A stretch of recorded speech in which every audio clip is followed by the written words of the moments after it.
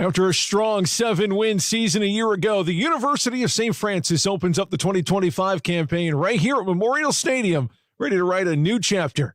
The Saints face a tough Taylor team that returns 13 starters from a 9-win squad. And yes, this Taylor's got plenty of reputation. Both programs enter the year receiving votes in the preseason top 25, each looking to prove they belong among the NAIA's best.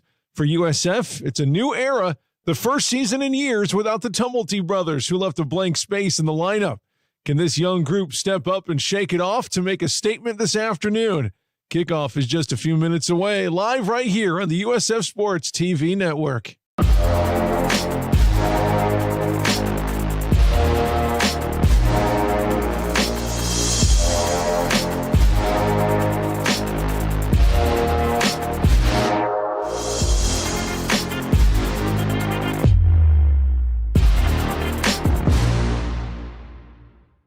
Happy New Year, Saints fans. What's going on? It is the season opener for the University of St. Francis Fighting Saints football team. 40th season of football here in Joliet. We're excited to get the year started. What's going on? My name is Nick, here with Hall of Famer Coach Sharp. Coach, a 5-3 record against Taylor, who they welcome in here today. What's interesting is Taylor had their second best season of all time. They went 9-2 last year, running a triple option kind of offense, and we're going to dive a little bit more into that as well. But for St. Francis, of course, a new era here as well. A lot of offensive production has graduated and left the university. All three of them named Tumulty, and we're going to dive into that as well. But when you come out here on a day like this, opening day, what goes through your mind as a football coach? Well, first of all, the excitement, just to kick it off. I think the worst part of the day is the wait. You're waiting to get this thing going. You've been working all off season. You've been working in your fall practices Joe has with his staff, and you get to the point now where you just want to go out and hit somebody else and play. And I'm sure the guys will be ready. But it's an exciting time. You couldn't ask for better weather, and starting out right away with a tough opponent. It's going to be a great day for football. And it's a really great mixture of personnel for St. Francis too. They have 14 returning starters on both sides of the ball, 5 freshmen, so a good mix of experience and young guys. So what is it like having that kind of mixture as you go into a new season? Well, like I said, this being the first game, you're going to see how everybody works and plays together. I'm sure that they're excited about the team they have coming back, and the fact that you got so many young guys. It's nice to have at least 14 veterans there that can help them as they come along. But I'm sure they'll be ready to go. You bring that young enthusiasm. You got the veterans that have been there, that know what it takes to win. It'll make for a great group. Let's talk to head coach Joe Curry here as kickoff just a few minutes away. Coach, Happy New Year to you, first of all.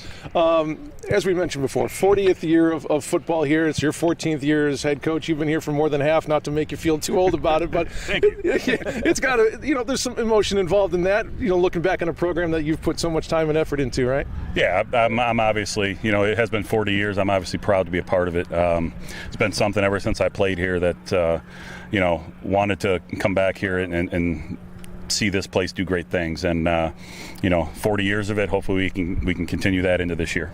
Absolutely. Let's talk about this year's squad. Obviously, it's going to look new offensively with with Sam gone and Joey moving on. Defensively, it's going to look different with Scott not in the backfield as well. But talk offensively. Who's going to be calling the shots under center, and maybe some of the newer guys we're going to look at in those skill positions, because we know the offensive line has got a lot of returners. Yeah, our offensive line. That's kind of as a coach, you sit around all off season and be like, hey, where are we at veteran-wise? What can we hang our hat on going into the next year and everything? And you're right, our offensive line is veterans, so we're going to put a lot on them. Our offense is going to look a little bit different. We used to be spread out and let Sam run around a little bit, and he'd make plays when we wouldn't even call that play, kind of a thing. So we're going to be a little bit different. We'll play Nate Mull at quarterback here today, and he's a freshman out of Manuka. Just a heady kid, a real confident kid that doesn't seem to get rattled when situations don't go his way. So hopefully we can,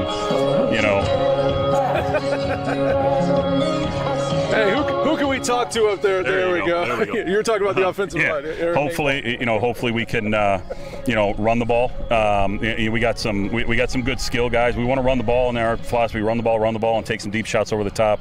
Our receivers are big. Ryan Little's returning for us, but we also got a great transfer in Mason Hackman, who's 6'3" himself and is actually a proven college football player. He actually played for our old defensive coordinator Tom Sally down at Culver Stockton for a year, and now he's here with us. And so we're looking at big things out of our skill guys, and then our running backs have been a huge thing for us. So we're going to try to utilize them, and then our other quarterback Carl Bew, he's going to play all over the field, and we're going to put the ball in his hands and try to. He's an electric player that's voted captain of our team this year. So we're expecting big things out of those guys offensively as well. Well, Joe, I know you're playing against an outstanding team this year, and with many of your defensive starters coming back, the challenge right away is a triple option offense. And maybe the good thing is it's game one. You had a little bit extra time in the preseason to practice for it. But how do you approach a team like this that you don't really see much throughout the season at the style of play? Well, you're right. It is a little bit different in the fact that, we are, generally speaking, your first game, particularly defensively, you have some missed assignments. You have some things that, you don't do very well, but a lot of times when you're not facing a triple option offense, you get away with some of those. When you're facing a triple option offense, you don't get away with those things. So it really comes down to us being assignment sound on defense. We got a great scheme. Our defense coordinator, Tom Miller, does a great job, with this scheme. And his brother being the head coach of St. Ignatius High School and running the same offense, so he's kind of used to defending it and those sort of things. So I think we got a great scheme for it, but it's up to our kids to execute. They got to have great eyes. They got to do their job. They can't say, "Oh, I thought I saw the ball here."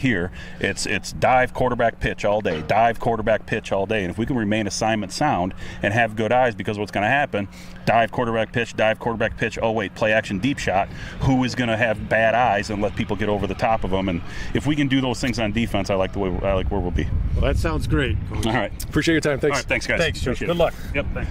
So you heard Coach talk about the matchup to watch here. It's going to be that triple option offense for Taylor against the front seven for St. Francis. You like that matchup a bit if you're a Saints fan. They got a lot of experience there. What if you can expound on what he said about trying to guard that triple option? Exactly. We played against St. Ignatius when I was coaching at Joliet Catholic, so I know exactly what he's talking about. The fact that he's talking about discipline in your eyes, you got a responsibility. If you have the fullback on that option play, you stay with the fullback. Don't say, "I thought the quarterback kept it," and get off your man. So that's the problem, because it creates a lot of one-on-one situations in the app, and then you got to tackle well. And like he said, the safety's got to really keep their eyes focused, because they want to get beat on the deep ball. But that's exactly the way that I've always been taught how to defend the option, and I think Joe's got those great players, a great defensive coordinator. I don't think he'll have any trouble stopping them. It's going to be a lot of fun to watch. There's no doubt about it. New era here for Saints football, and we got two teams trying to prove that they belong in the top 25 as both receiving votes. We're going to see who comes out on top here today. It is week number 1 for the Saints coming up in just a minute on the USF Sports TV Network. The University of St. Francis in Joliet is a welcoming community of learners, ready to make you feel right at home. With a diverse student body that is a reflection of the community we serve, our students say over and over that USF truly feels like family. To get the excellent education and promising future you deserve, visit stfrancis.edu. Our home is your home. Make yourself comfortable at USF. Absolutely picture-perfect day for football here in Joliet. Welcome up to Joliet Memorial Stadium. Nick and Coach Dan Sharp with you here today. Coach, a lot to go through. We have a lot of chess pieces going to be moved around by the coaches, and it's going to be fun to watch that play out, especially with Taylor's triple option. And we're going to go into what Taylor did last week against Olivet as well here just after the playing of our national anthem.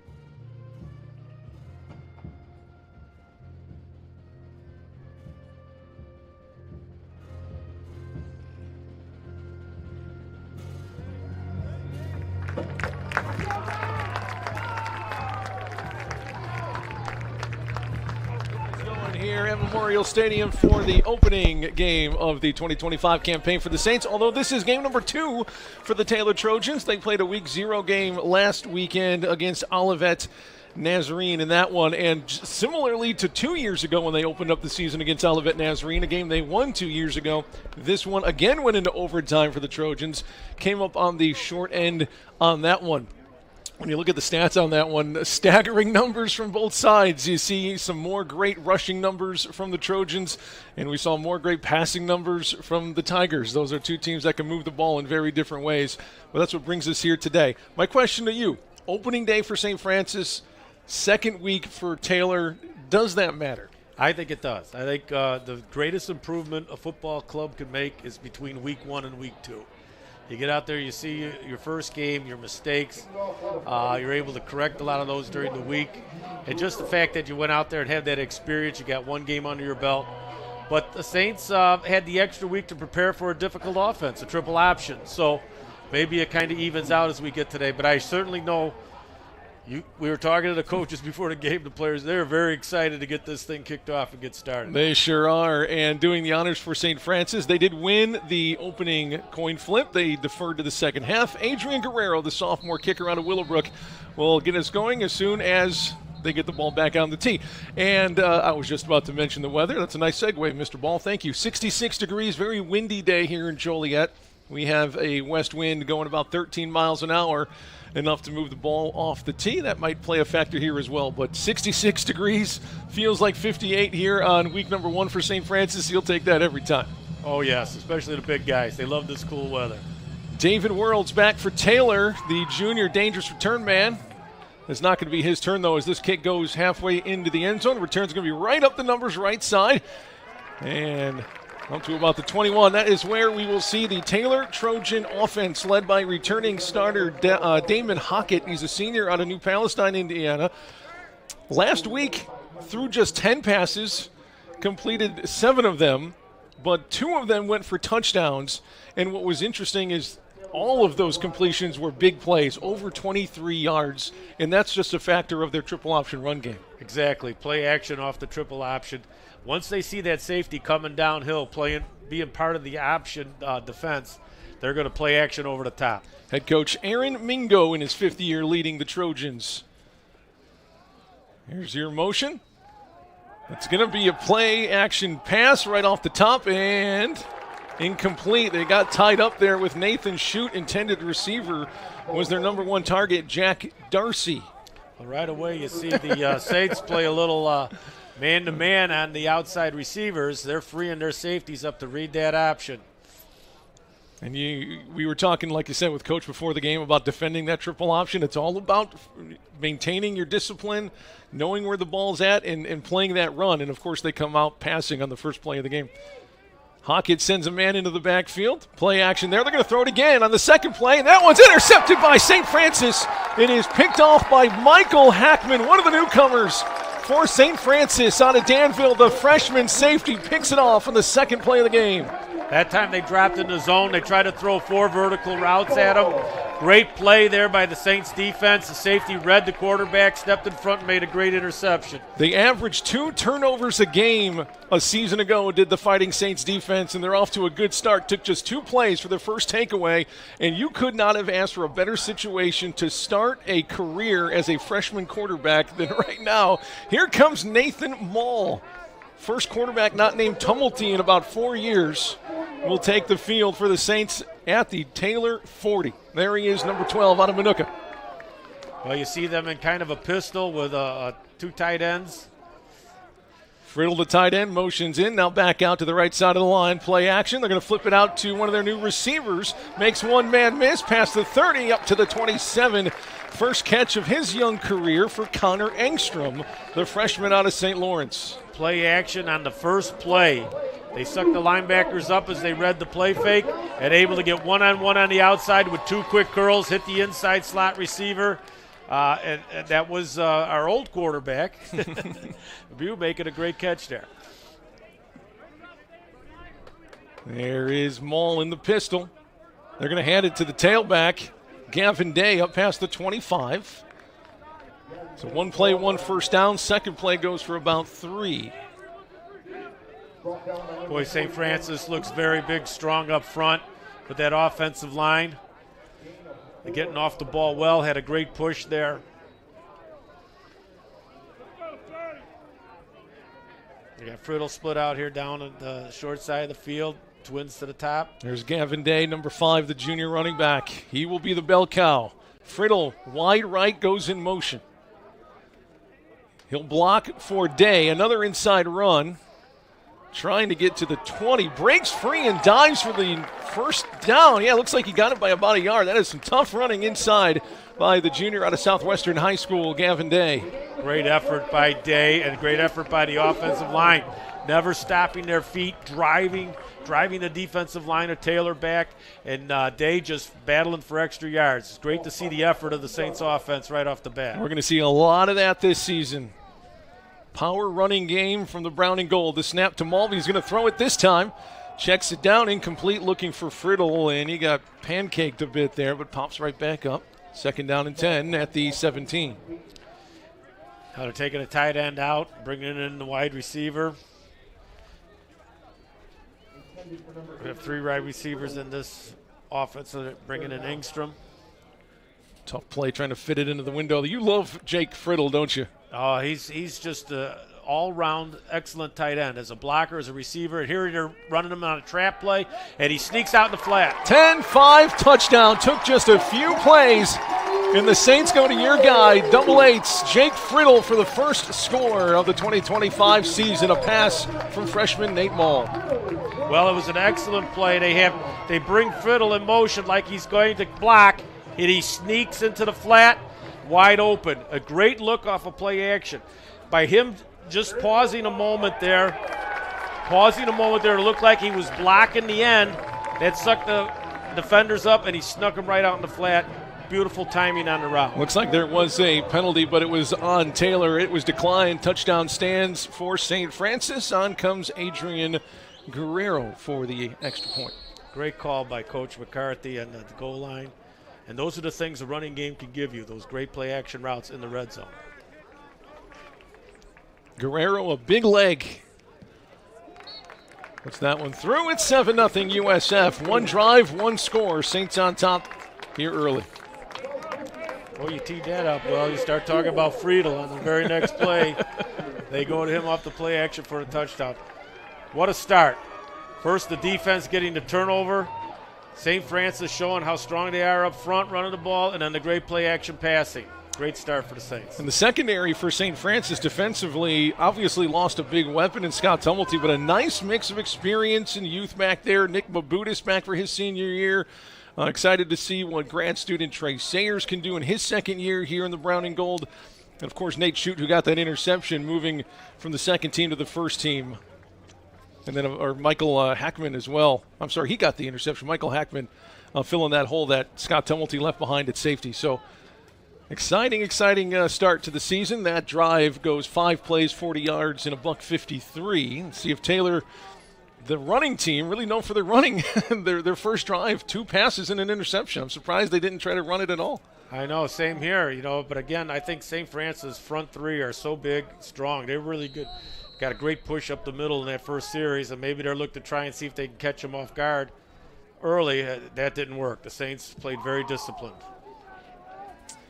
Kickoff, caught over the head, but knee down in the paint. They're going to take it out after the touchback, and we're going to see that St. Francis defense on the field again. Again, it's all about discipline today against the offense really trying to play a little sleight of hand.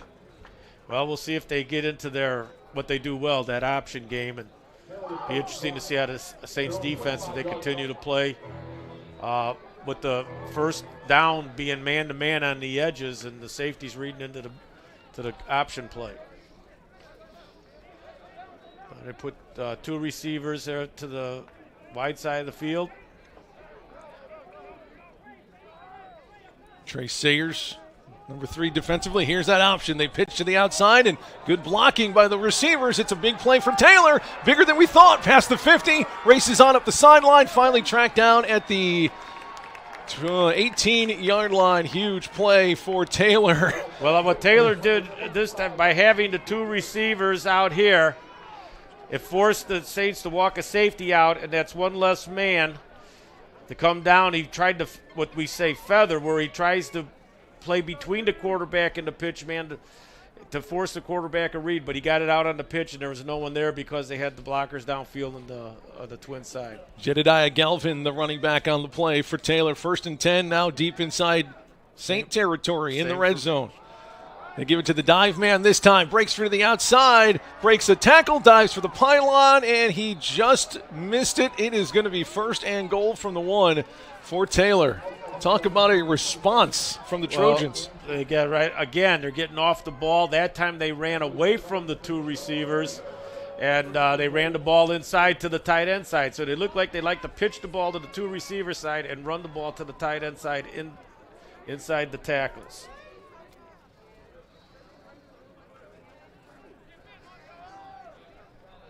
Two wideouts left, and wing to the left, motion to that left side of the line as well.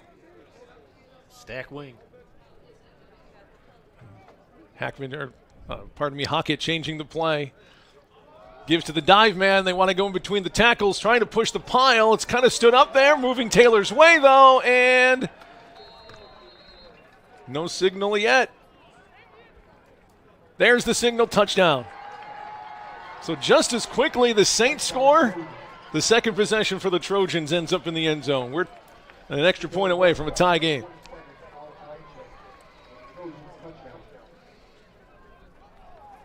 As you can see, they got 2 wings stacked here, and that's where they're going to run the ball. Going to run right over there behind the 2 sticks right there, and they just continue to get a push from the line. And the way the game is today, they used to call those blow that whistle back in the old days, but they keep them moving, and the line pushes the running back into the end zone. Extra point is good for Taylor. We're tied at 7. The big play from Galvin, 58 yards, flipping the field for Taylor, leading to that touchdown. And we'll see if the St. Francis offense can respond. Of course, last game, a 48-42 overtime loss for Taylor. It's a team they beat 2 years ago in their season opener. Taylor led 35-14 last week against Olivet Nazarene early in the 3rd quarter, but then the Tigers score on their next 4 possessions to tie it and then win it in overtime. Pretty exciting game for both teams wearing purple last weekend. Well, it's a track meet, one throwing, one team running, but you can see how the option could create big plays. Again, they get you 2 blockers one-on-one. It's hard to come off a block and make a tackle on that pitch man, and they're going to have to see how they can defend the 2 receiver side. They may have to take a linebacker out that way or bring another safety over to that side. Whatever it is, I'm sure defensive coordinator Tom Miller is going to be all over it. Back to return is Gavin Day, the running back, and Carl Bew, who we thought would be the presumptive starter in this game.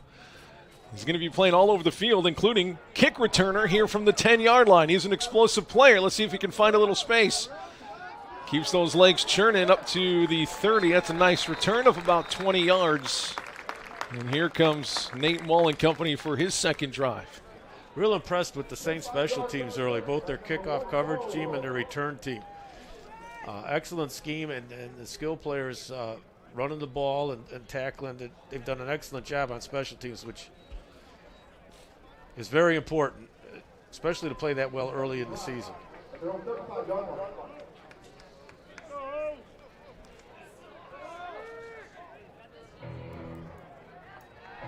Gavin Day will be the tailback behind Nate Mull in the pistol. 2 wideouts right, 1 left, ball left hash. The 35-yard line. He's going to roll to the right. Looking it on the sideline, nothing there. Goes up into the air. It was tipped by Ryan Little, but he couldn't come down with it. Engstrom and Little were a little close together there. I don't think they both wanted to be in that same area that brought the 2 defenders close together. Remains 1st down. And a penalty to boot. I just saw in the replay there, the 2 receivers were right in the same area. And that's, I know that something that McCarthy doesn't like to see. You want to have some kind of stretch against that zone. Not bring these receivers in near each other to allow easy deflection by the defense.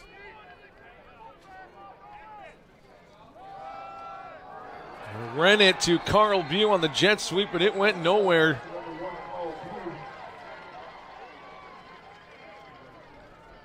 Hard to tell the numbers with the silver on the white, but I believe that was Maverick Brown, their sophomore linebacker, into the backfield to make the play. They gave it to Bew. Great penetration by their left defensive end there. And he just beat the tackle off this line of scrimmage and was able to disrupt the running play. It's Carter Wortman, the defensive lineman, making the stop for Taylor. Snap to Nate. Nice pocket, but it collapses. He fires it off to Day. 2 there to make the stop. Not much past the 20-yard line. It's going to be 3rd down and long up to the 25. They need to get to the 45 for a first down. It's Gavin Day, number 5. I thought Maul did an excellent job just getting that ball off. He had pressure immediately. The pocket collapses on him. You can see right there. He's able to get that ball off. Excellent effort by their quarterback, Maul, on that play. Here's Nate Maul on 3rd down and long. They're looking deep. Nate rolls left. Tough throw for a right-hander. Floats it into the Trojan bench and lives to fight another day. He will took a little punishment there after the play, but the punt team will come on for the first punt of the game. Well, the one thing, when you come out here and you want to establish the running game, you don't want to be playing behind the sticks like this. You know, the 10-yard holding penalty hurt, and all of a sudden it puts you in predictable passing situations. You need to win first down. I think that's the thing. One of the things McCarthy will probably talk us off. We got to get positive yards first down so that we're playing ahead of the sticks and not constantly in a situation where we got to throw on 3rd and long. Guerrero on to punt. Return man standing back there is Noah Lean. This punt goes out of bounds at the Saint 30, right off the side of his foot, giving Taylor an extremely short field. Was that a 5-yard punt? Mm-hmm. Boy, that's a surprise. Yeah, he's got a big leg, but he just missed that one. A little pressure right up the middle. He tried to hurry it. Mm-hmm. You can chalk that one up to the special teams for Taylor. That was a nice play getting pressure on Guerrero. Well, Taylor's front on both sides of the line of scrimmage, their offensive line and the way the defensive line played, and then even there on their punt rush, they are really dominating early here and playing on St. Francis' side of the line of scrimmage. All right, let's see what kind of adjustments St. Francis makes on the triple option. They flip. They got it contained, and down he goes. Loss of 1. Beautifully done that time by the Saints. The one thing, if you could force the pitch early, everybody knows where the ball is then. There's no more deception, and you just rally to the football like the Saints did there, secondary and linebackers. So if you could force that pitch early, everybody knows where the ball is, and they're playing downhill, attacking the runner. 2nd and 11 now for Taylor at the Saint 31-yard line. They're going to put 3 wideouts left, 1 to the right. Nothing fancy on this one. Screen pass left. A flag comes out, though, before the snap. I believe they're going to blow it dead. It was read very well by St. Francis. That was Ryan Bannis, the junior corner, jumping that play. But the whistle is a false start on Taylor, so it's going to cost him 5 more. From the previous spot. Taylor came out with 3 receivers and a run pass option where they fake inside run, and that is the new modern option now, where they throw the ball out in a screen pass off the fake, or the quarterback could keep it as well. So it's all different forms of a triple option that we're seeing here today.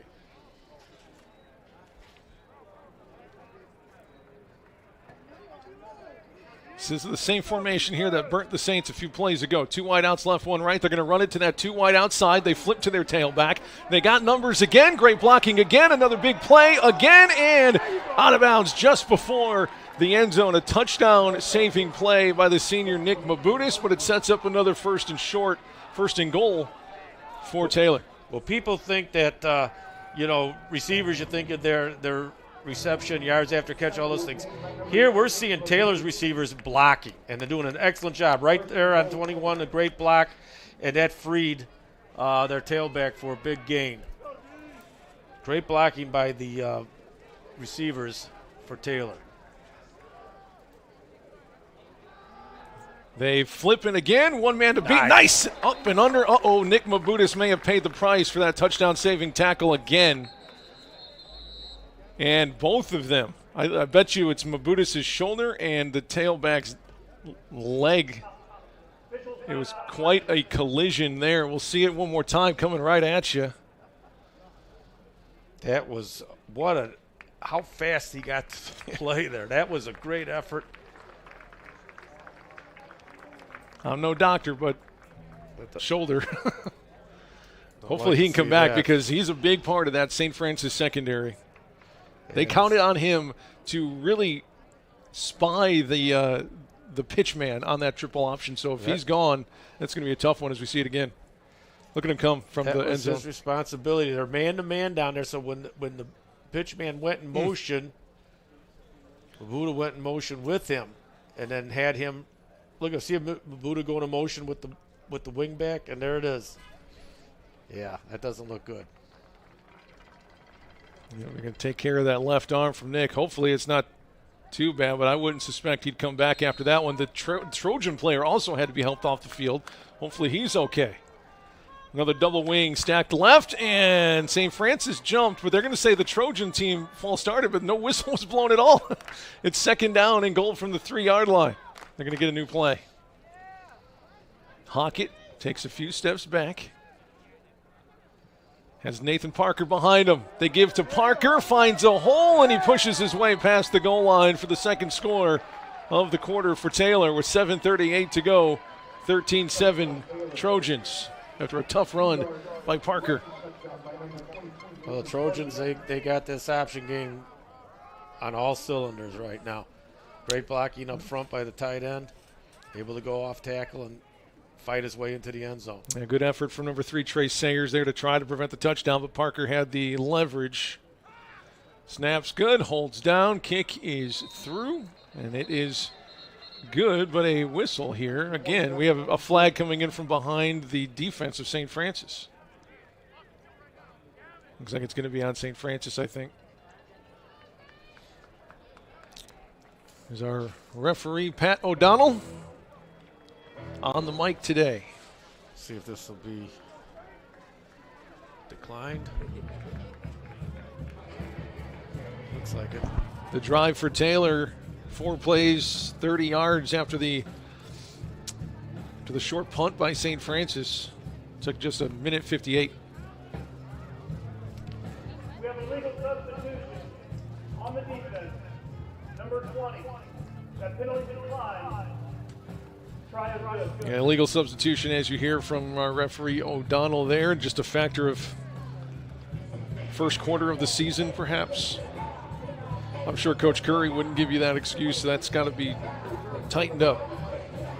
Well, Saints just need to get the ball here, get a positive yards on first down, and see if they can get into some of the running game they want. You know, it's only 14-7 right now, but it seems like the Trojans have been on the field most of the first quarter. Mm-hmm.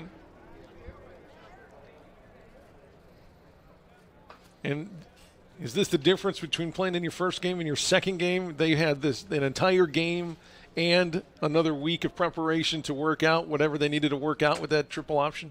It's a very good point, Nick. I think it is. I think I always felt when I coached the biggest improvement that my team would make would be between week 1 and week 2. And I think you're seeing that here with Taylorville, although they did run the ball well last week too. So. It'll be Carl Bew from the 5-yard line. Here comes the former quarterback. Trying his best to make a man miss. Not much opportunity there. Gets it shy of the 20-yard line.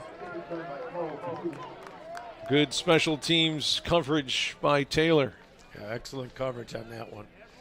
As you can see, I think it was number 19 that came straight through the middle. There he is right there. Came right through the middle. No one picked him up.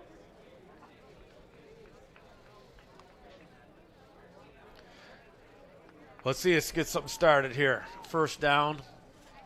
We got 3 wide receivers in the game again.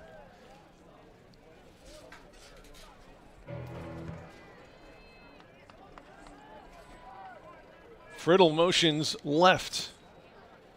Give to Day, another inside run, and past the 20 to the 21, only about 2 yards there for St. Francis. And that's the offense we're going to see a lot of this year. It's going to be a much more reliant on that power run game. They really like using Friddle to pull and trap and lead block, almost like a fullback in that system, in that pistol system. And then they do the play action off it. They'll start motion one way and come back the other way with Friddle leading through. Friddle's wide right this time. The freshman tight end, Urisic from JCA, is the wing right. Now Friddle goes right behind his tight end teammate. Looking for somebody to block, and they didn't do it. They lost 2 yards back to the original line of scrimmage, 3rd and 10. The run game struggling a bit here for the brown and gold early. Well, the front four is playing real well, getting penetration, as you can see. The backside linebacker comes down and makes the play. With the tackle blocked down, the backside defensive end came right down the line of scrimmage and backdoored the play. Another 3rd and long, and going to rely on the freshmen's. The freshmen's aren't here, and Nate Mall. Friddle motions again. Play action, looking, nothing there. Nate's going to try to run it, but he is cut off and taken down for a loss of 1. And St. Francis going backward here on offense. They're going to need something from Adrian Guerrero here just for field position. It's a situation, again, that they, they haven't been able to establish the run, putting them in predictable passing situations. And 3rd down. Boy, they rally to the ball very well, Taylor.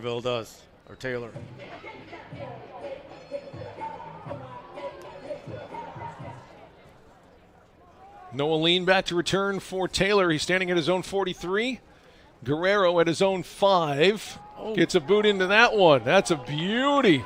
Sending Lean back to the 34-yard line. Flag comes out. Lean returns it up to the 48. We'll see what that flag is about right in front of the return there.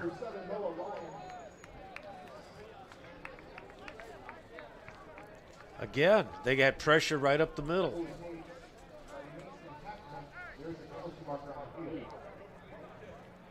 Patrick O'Donnell to explain our penalty. Holding. Receiving team, number 30. That is a 10-yard penalty from the end of the kick. 1st down. We'll take it from the 48 back to the 38 after the hold by Taylor, giving the defense a little bit of room. I wouldn't say breathing room because they've been on the field forever in this first quarter. 5:11 to go. Down a touchdown to the visiting Trojans.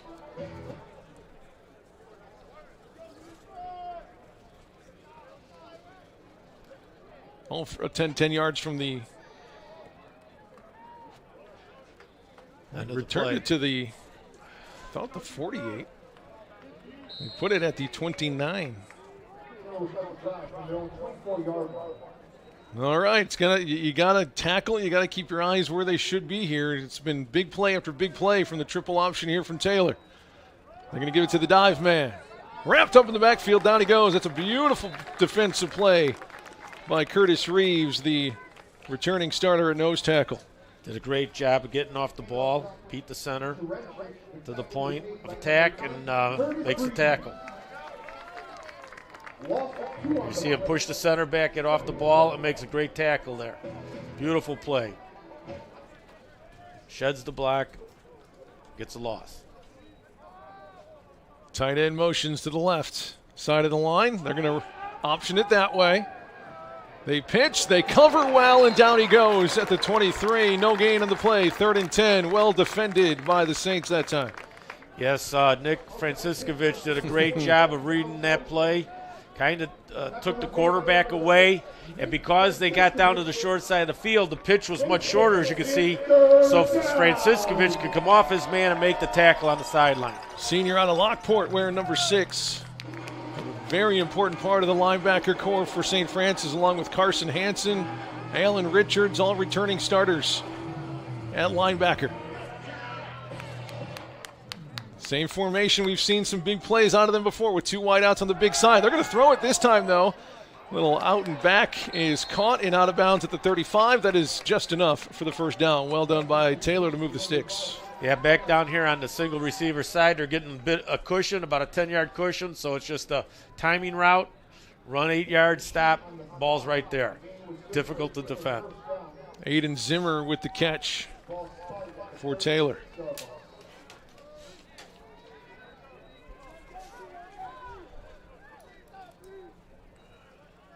First down for the Trojans, just outside the 35-yard line. Motion to the backfield.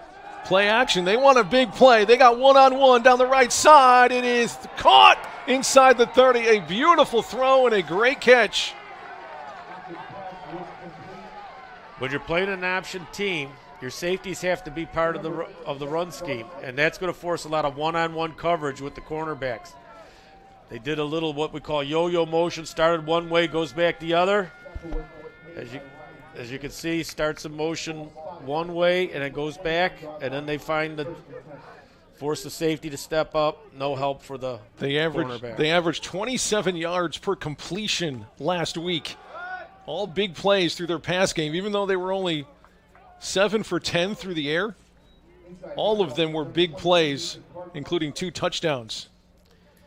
They seem like a big play team. You think of an option team, you think maybe more of a grind it out, but they get big plays off the pitch, they get big plays off the play action. And they got guys like Jack Darcy who can win those one-on-one battles. Okay, they used motion that time to read the Saints secondary, how they react. So they put number 12, the slot man, in motion, brought him back, and the quarterback was reading. Now they changed the play. Parker ran for 2. Here's the second down and 8 play. Throwing again, nearly intercepted. It would have been a touchdown if they hit Aiden Zimmer in stride, but he missed him. Put him in motion, bring him back, forces the safety up, and that's going to open up the hole behind. See the safety steps up here? They throw the ball right in that hole. Good defense on that time by our corner. I hope everybody watching understands the football education you're getting right now. I love it. Third down and 8 for Taylor. There's a method to every movement out there. Hockett on the run, chased down. Charlie Brooks trying to get to him. Throws and complete at the 10. Breaks 2 tackles and a touchdown again for Taylor. You thought you had the quarterback behind the line. He finds a way to find a receiver, and they break a few tackles for the end zone. Well, it looked great here. Look at the way our defensive line is chasing down their quarterback. But watch him get his shoulders turned right here. See the shoulders turn and is able to hit his man. Actually, the Saints played very good defense on that play. It was just an outstanding pass off the run by their quarterback. Tight end Luke Etchison's first touchdown catch of the season for Taylor. Extra points good. It's a 2-touchdown lead for Taylor, and it's 1:47 to go in the first quarter. Very impressed with the execution of the offense by Taylor. That time the Saints defended it very well, and quarterback just made an excellent play to get the ball to his tight end. Hockett is 3 for 6 through the air for 74 yards. So again, I mean, they averaged 27 yards per completion last week. 3 completions, 75 yards. They're about another 25 yards per completion today. And what they're doing is they're forcing the Saints to defend the entire field. They got to defend the field horizontally from sideline to sideline with the option. Now they got to defend the field vertically in the passing game, and everything looks the same. It all looks like the option. They can attack you down the field, they can attack you sideline to sideline, and then they'll hit you up the middle with their tailback. It's very difficult when they use the space like they do in their offense. St. Francis only 40 yards of offense in this first quarter. Taylor approaching 200 yards of offense already. Well, what's difficult now is the Saints really want to establish the run today, as we heard Joe say in the pregame, but being down by 2 touchdowns kind of changes the game plan a little bit at this point. Taylor has 186 yards of offense and we're not done with the first quarter. Here's Carl Bew, another return for the former quarterback. Nice return up past the 35-yard line, giving Nate Mall a little room. The energy started off strong for St. Francis. They had an interception on the second play of the game, ended with a touchdown. But ever since then, it's been all Trojans running that triple option. Well, maybe this good return can spark them a little bit. That was an excellent return, getting us up near the 40-yard line.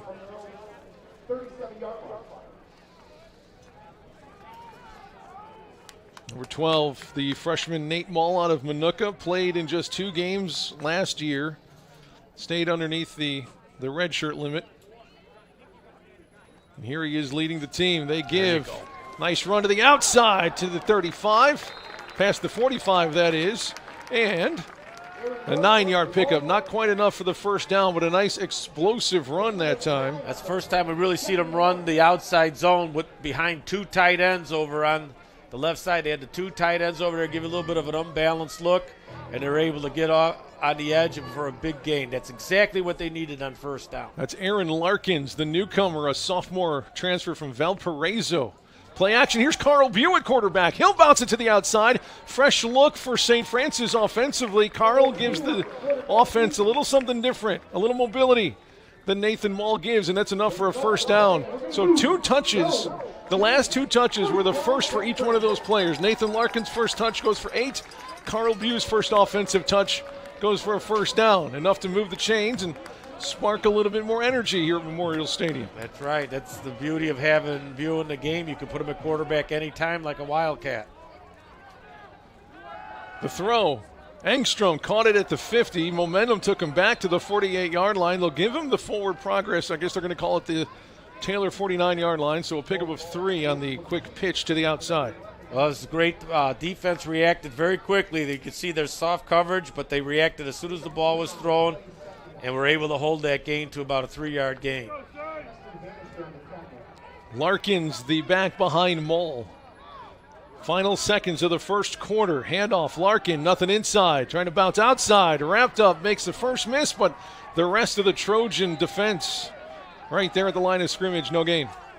Trojans are doing a good job of plugging the gaps inside. And there was nothing inside. As you can see here, their front 4 is doing a great job of plugging the gaps inside. And had to bounce it out. There was nothing out there.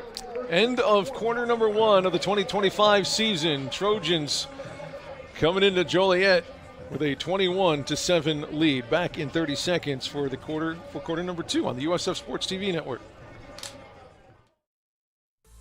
The University of St. Francis in Joliet is a welcoming community of learners, ready to make you feel right at home. With a diverse student body that is a reflection of the community we serve, our students say over and over that USF truly feels like family. To get the excellent education and promising future you deserve, visit stfrancis.edu. Our home is your home. Make yourself comfortable at USF.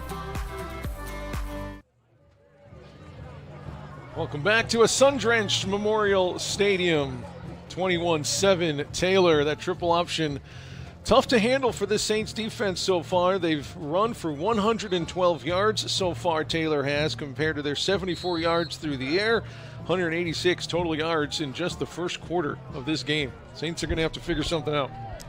Well, keeping this drive going, and this is a big down right here. Giving the defense a break would be a big improvement. Exactly. Here's Mall.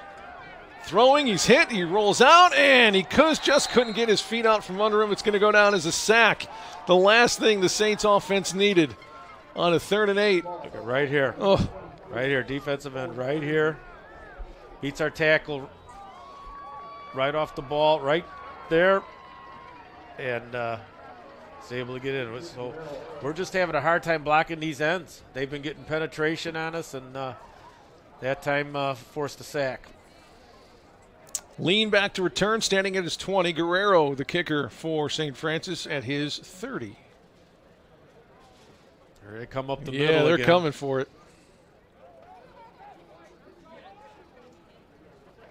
They nearly get there. End over end punt, angled right. Bounces out of bounds at the 32-yard line. Well, I know St. Francis, they have the wide splits, and they have the linemen in the backfield to block, but they're getting too many guys up the middle. And even though they're not blocking the punt, they're forcing the punter to get rid of the ball quick, not be in rhythm, shorten his leg because of the pressure. So that pressure is creating much better field position for him. We got to find a way to stop that middle rush in that punt situation. First down for Hockett and the Trojan offense. Won 9 games a year ago. Just missed it's so hard to make the AIA football playoffs. You go 9-2 and still not make it. Hockett yelling out some instructions. They will pitch. Look at the block. Nicely done. Coming from all the way on the other side of the field, Trey Sayers, the grad student, making the tackle. But he's going to come up a little worse for wear as well. Number 3, Trey Sayers. I like the scheme where they're having the safety follow the motion. As you can see here, he follows the motion. It comes right in to make the play. That's one of the ways of defending it and bringing the extra safety over is you line up the cover if they run route or to your side, but when your man goes in motion, you're going in motion and you're part of the pitch defense. A lot of change in the MSFA this year. Of course, over at the University of St. Francis, Indiana, Coach Kevin Donnelly hanging up the whistle. How about this for a record? 240-72. Unbelievable. At USF Indiana, over 28 seasons, 2 national titles. They were back-to-back in 16 and 17. And he ended last year as the winningest active coach in college football. When you add on some of the other teams that he's coached, a record of 356, 157, and 1. Amazing. One tie in there. The 5th most all-time in terms of wins. Offensive coordinator Adam Sherman taking over for the Cougars of St. Francis, Indiana. A legendary career for Coach Donnelly out there. I'll say that's those numbers are ridiculous. They really are. You almost think I made a typo or made a mistake writing the notes, but yeah, he's won way more than he's lost. You don't see that longevity much anymore. Yeah. A guy that can have success for so long. And just ending on top too. They won the Midwest last year, and sustained success is incredible. And I'm sure he's mentored his offensive coordinator. He'll do a great job stepping in. Here we go after the Trey Sayers injury. He kind of rolled up the offensive player on his own body, and hopefully he's going to be okay. He's out of the game now. 2nd down and 7 for Taylor. First possession of the second quarter. And off down he goes. Nice gang tackle that time for St. Francis. First one there was Ralph Baranowski, the sophomore out of Lockport, number 20. Trey Sayers back in the game. Good to see that. Yes, it is. Baranowski makes a great play closing down from the backside, so he catches him. No one blocked him, but the way his approach, he came right down the line of scrimmage. And as long as the defensive linemen are holding those linemen up, you can get those backside tackles.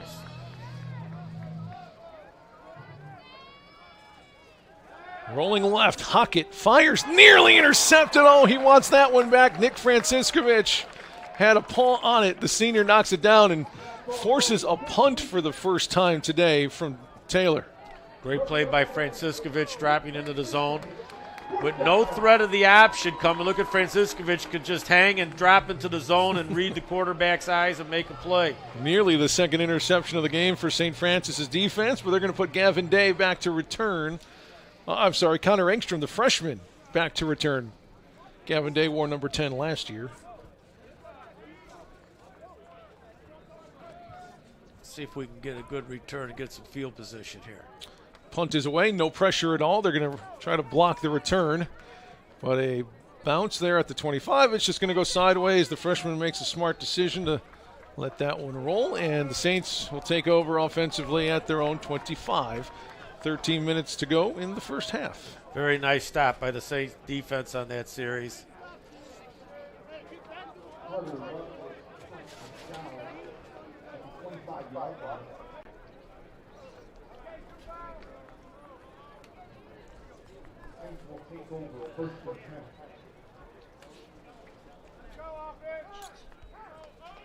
Nate Mall back there to run the offense for the Saints. Although we have seen Carl Bew out there for one play. He was able to pick up a few yards to move the chains a possession ago.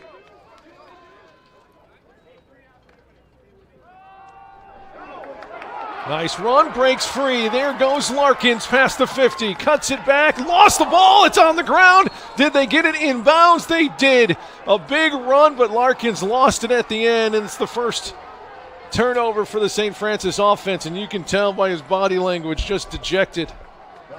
Oh, they had such a great run there, too. Trojans went to a 5-man line. They were able to break through, get a block on the linebacker.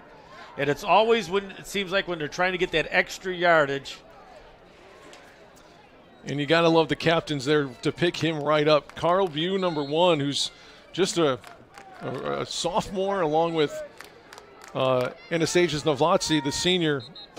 2 captains there to make sure Larkins doesn't get too down. And there's head coach Matt, or offensive coordinator Matt McCarthy patting his back, say, hey, you keep running. That's right. He's going to keep getting the ball. And he's been explosive. When he has touched the ball, he's been explosive. I know he lost that one, but he's been fun to watch so far here in the early part of this game. Wow. Look at everyone tapping him on the head. Taylorford does a great job of pursuit and don't give up on the play, but it always seems like when you're getting that extra yardage that's, someone comes from a different direction, from behind you, from the side that you don't see, and they create the turnover. But that young man is an excellent running back, and I'm sure he's got a lot of big plays in him for the rest of the afternoon here. And is there a timeout called that I missed? 12:50 to go, 21-7. St. Francis taking a punch here, trying to answer back, but lost the ball at the end of the run. It's going to be a first down in a short field for Taylor. And again, that defense just cannot get a break here. Oh, one of the best offensive plays of the day, and we ended up, turning the ball over, and our defense is back on the field. But I'll tell you, I was impressed with the last series. I thought our defensive line showed that they kind of handled the offensive line. They kept getting a little penetration. Our linebackers showed some quickness and making some plays. Just getting settled down. It's the first game you were talking about earlier, Nick. The first game jitters. Just get settled down and play football. You're not out of this thing. Get another stop here, and we saw that we can move the ball. Let's take a look at the time of possession in that first quarter. 9.5 minutes for Taylor, about 6 minutes for St. Francis. And I thought it would be more lopsided than that, to be honest. I did too, but maybe because they had so many big plays, First down for the Trojans. Hockett in the pistol. Parker behind him, the running back. They give to him on the dive, looking for a hole inside, just left of the center. It's a nice pickup on first down, picks up about 4. That's what the Saints are really trying to do, is get those positive plays early. Yep. Well, there was really no option on this one. It was just a lead play, a little inside zone. They used the wing back to fold up through as a lead blocker. See if they go back to the option. Look here, they got twins to either side, 4 wide receivers. Give it to him again. Parker looking for the same hole in the offensive line. Able to pick up 2 on that one, so third down and 3 coming up. Yeah, looking to spread the Saints out and try and hammer it right up the middle.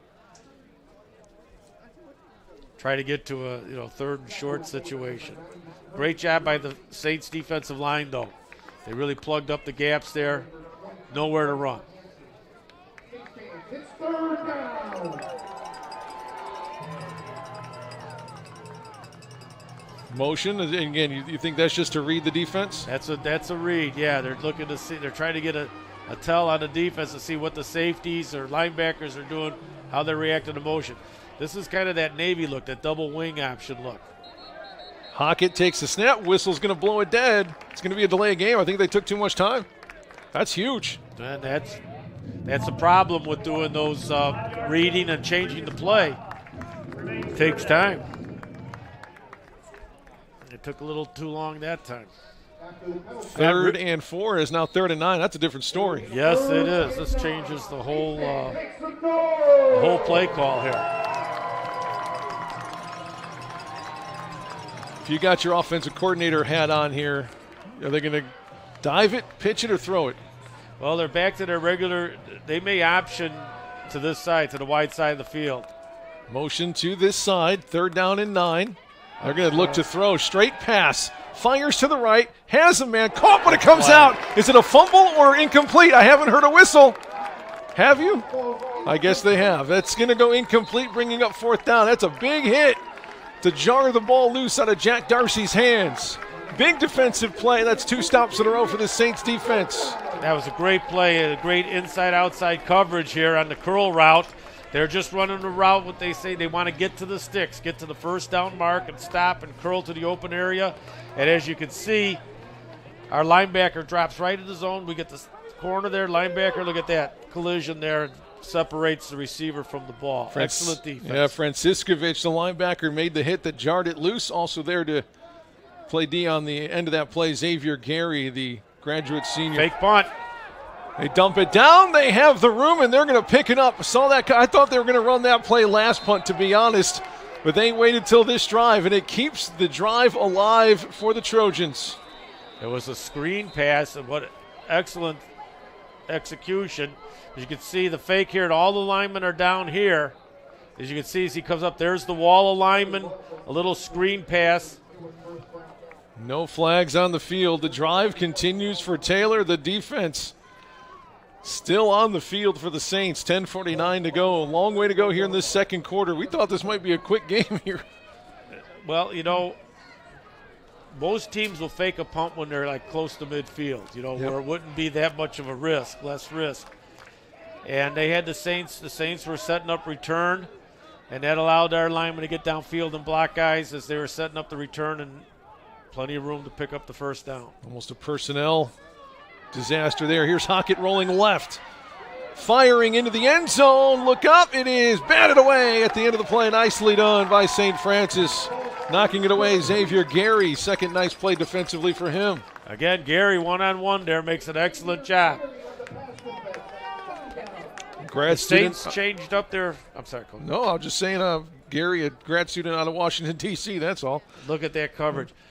What Taylor tried to do there is they put their slot in motion, and usually the Saints have been running with the motion. This time they didn't. They stayed in zone, and they were able to double cover that play. And great defense by the State, great defensive call by Coach Miller. 2nd down and 10. They're going to give. Nicely done. Tripped up right there. Nick Franciscovich again. We've been calling his name a lot, Coach. Boy, he's having a half, isn't he? He's playing excellent. Great tackler, very quick. I'll tell you what, not the biggest guy, but he's a tough guy out there, and he's making great plays all over the field in the run game and the pass game. Franciscovich, 4 tackles. Him and Trey Sayers leading the team so far. 3rd down and 8. Big play here for the Saints D. They're going to roll left. Looking again into the end zone again, but nobody is there. Incomplete. Baranowski on the defense on the wide receiver, and I think that was a broken play from the beginning. 4th down. Now it's decision time here, too. That's a pretty long field goal. The wind's about 30 miles an hour. At 4th and, we'll say 4th and 8 inside the 30, and Hockett not in a hurry to leave the field here. Might be calling timeout here, maybe. Well, here comes the offense. Yeah, this is probably the right decision, as you mentioned, with the wind situation going into the wind.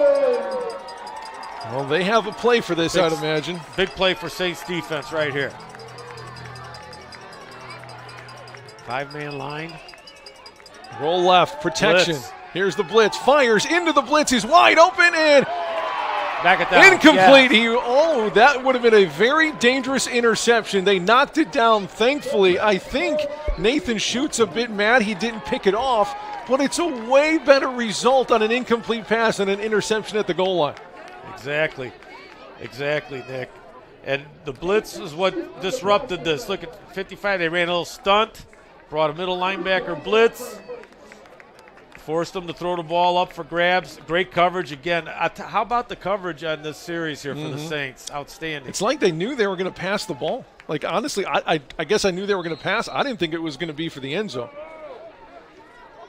Well, I think that rush up the middle, he just tried to get rid of the ball. It was great blitz and twist that they ran on the front line there. Play action. Nate's going to keep it. He lost the ball. It's on the ground, and that's going to be the second fumble in a row. The second one lost in a row. Oh, heartbreak for St. Francis. Well, time to do it again, boys. Yep. Sudden change. Let's see if we can stop them again. A second fumble in 2 plays, 2 offensive plays. Well, we got stripped. The defensive end came down, unblocked, came right down the line of scrimmage, stripped the ball away. And, it's your first start, first varsity start here at a college football game against a great opponent. Again, we talked about the difference of playing 1 week and not playing. And you can see it out there right now, some of the mistakes the Saints are making. Inside run, skips over one tackler, takes it down to the 26-yard line. That's a 9-yard pickup by Taranchik. Oh, that was Parker, pardon me. Number 22, Nate Parker out of Silver Lake, Indiana. Him and Taranchik both with 15 carries last week, both with a touchdown. Now they can do just about anything on second and short here. They're going to throw to the sideline. Incomplete, a little bit inaccurate as they go on the out route, 3rd down and short, which has really been no problem for the Trojans, any kind of short yardage situation. Here it is again. Yeah, it's a lot of times you'll second and short when you're a good running team like this Taylor team, option team. Take a shot because you're going to probably have 2 more runs right now on 3rd, and if you need to 4th. And they're averaging 8.4 per carry. The give inside, side steps, not even touched through the line of scrimmage. And another touchdown for Nate Parker and the Trojans. You get the Saints covering that edge so hard, and now all of a sudden you pop it up the middle. Just what we talked about earlier. They get a great run right up inside, right here, and he just cuts right off of there, off that block. So they run a safety out with motion, and we're able to pop it up the middle. And once you get through the line of scrimmage, there's no one there. Turnovers killing the Saints here in the second quarter. The defense doing everything they can. They had 2 stops in a row. The offense having a tough time hanging on to the football right now.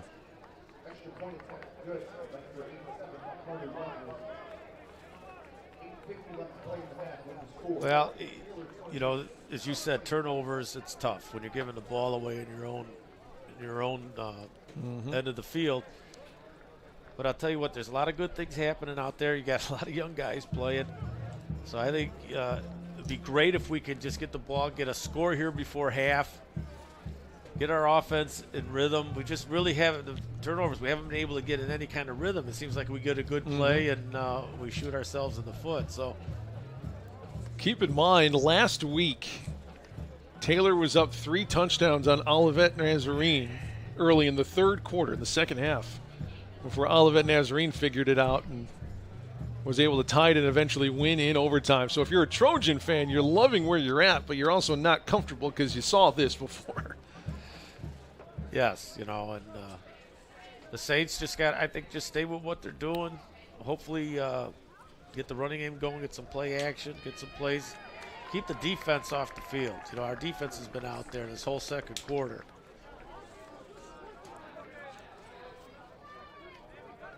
I loved what I've seen from Larkins. Save the fumble, of course.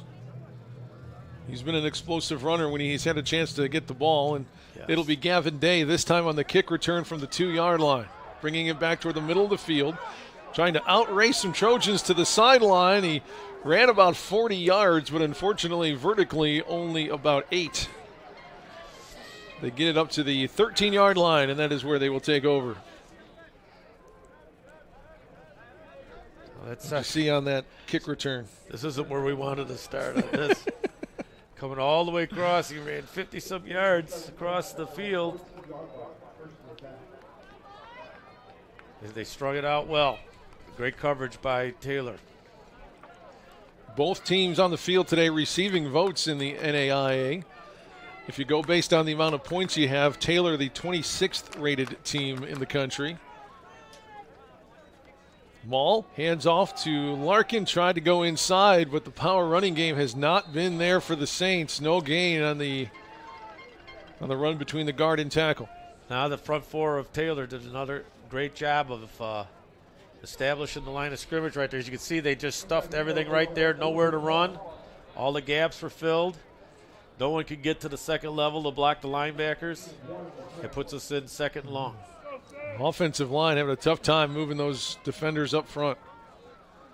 Nate Maul, draw play. He's going to roll outside. Has a man wide open. Friddle across the middle of the field. Flag comes in, though. That's not going to be good news for the Saints. No, it is good news for the Is Saints. it? They tackled our slot receiver. Oh.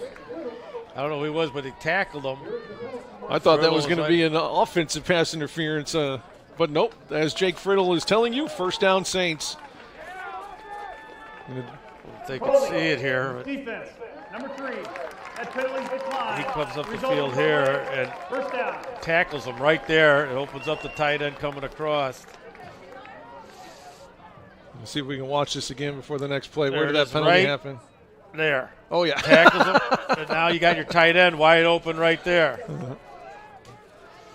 Yeah, And it actually opened the zone for Friddle. Yeah, coming across the, That's why I thought it would be on the offense. He was so wide open, but it was actually the corner for the Trojans. I mean, I don't know if you can get more. Why are they moving it back? They declined the penalty. It should be the end of the play, and if I'm not mistaken, it was all the way up by the 45-yard line. If they're taking the result of the play, can we run that play back to see where they ended? Hey, thank you. I'd like to see the end of that play again because equipment malfunction. I think they got to fix the change. But let's see There's again the here. tackle. That's going to be declined, so it doesn't matter. Let's see where Friddle ends this run. Oh, well, it should be a 38-yard line. I guess that's where it's at. You're right. My apologies to Patrick O'Donnell and his crew. So equipment malfunction. If you look in right near the 50-yard line on the opposite side of the field, you'll see them trying to. Maybe a couple links of that chain are bound up. Don't worry, we got our best crew on that. Yeah, baseball coach Mahalik, Brian Mahalik, takes care of that chain crew. Get it fixed. Great baseball team here at St. Francis, too. I mean, he does such a good job. He's the best. Great ambassador for the University of St. Francis, a great coach.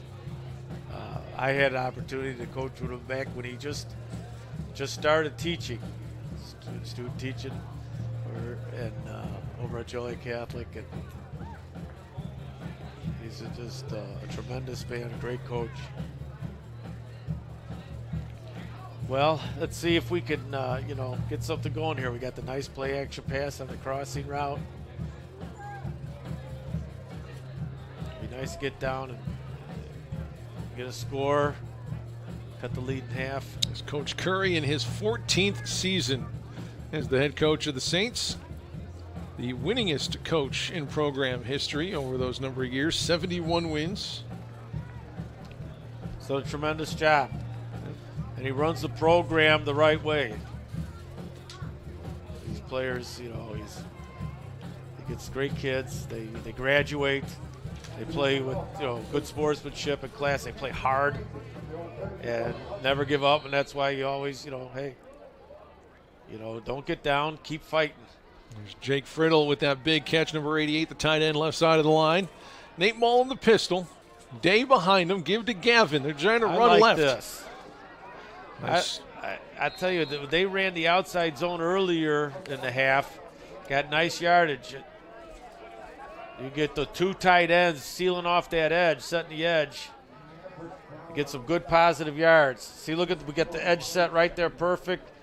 As Friddle chips off, goes for another block, but that's been a good play for the Saints in the first half. Grady Stanley, the tackle for the Trojans, coming from behind Gavin. 2nd down and 7, just past the 40.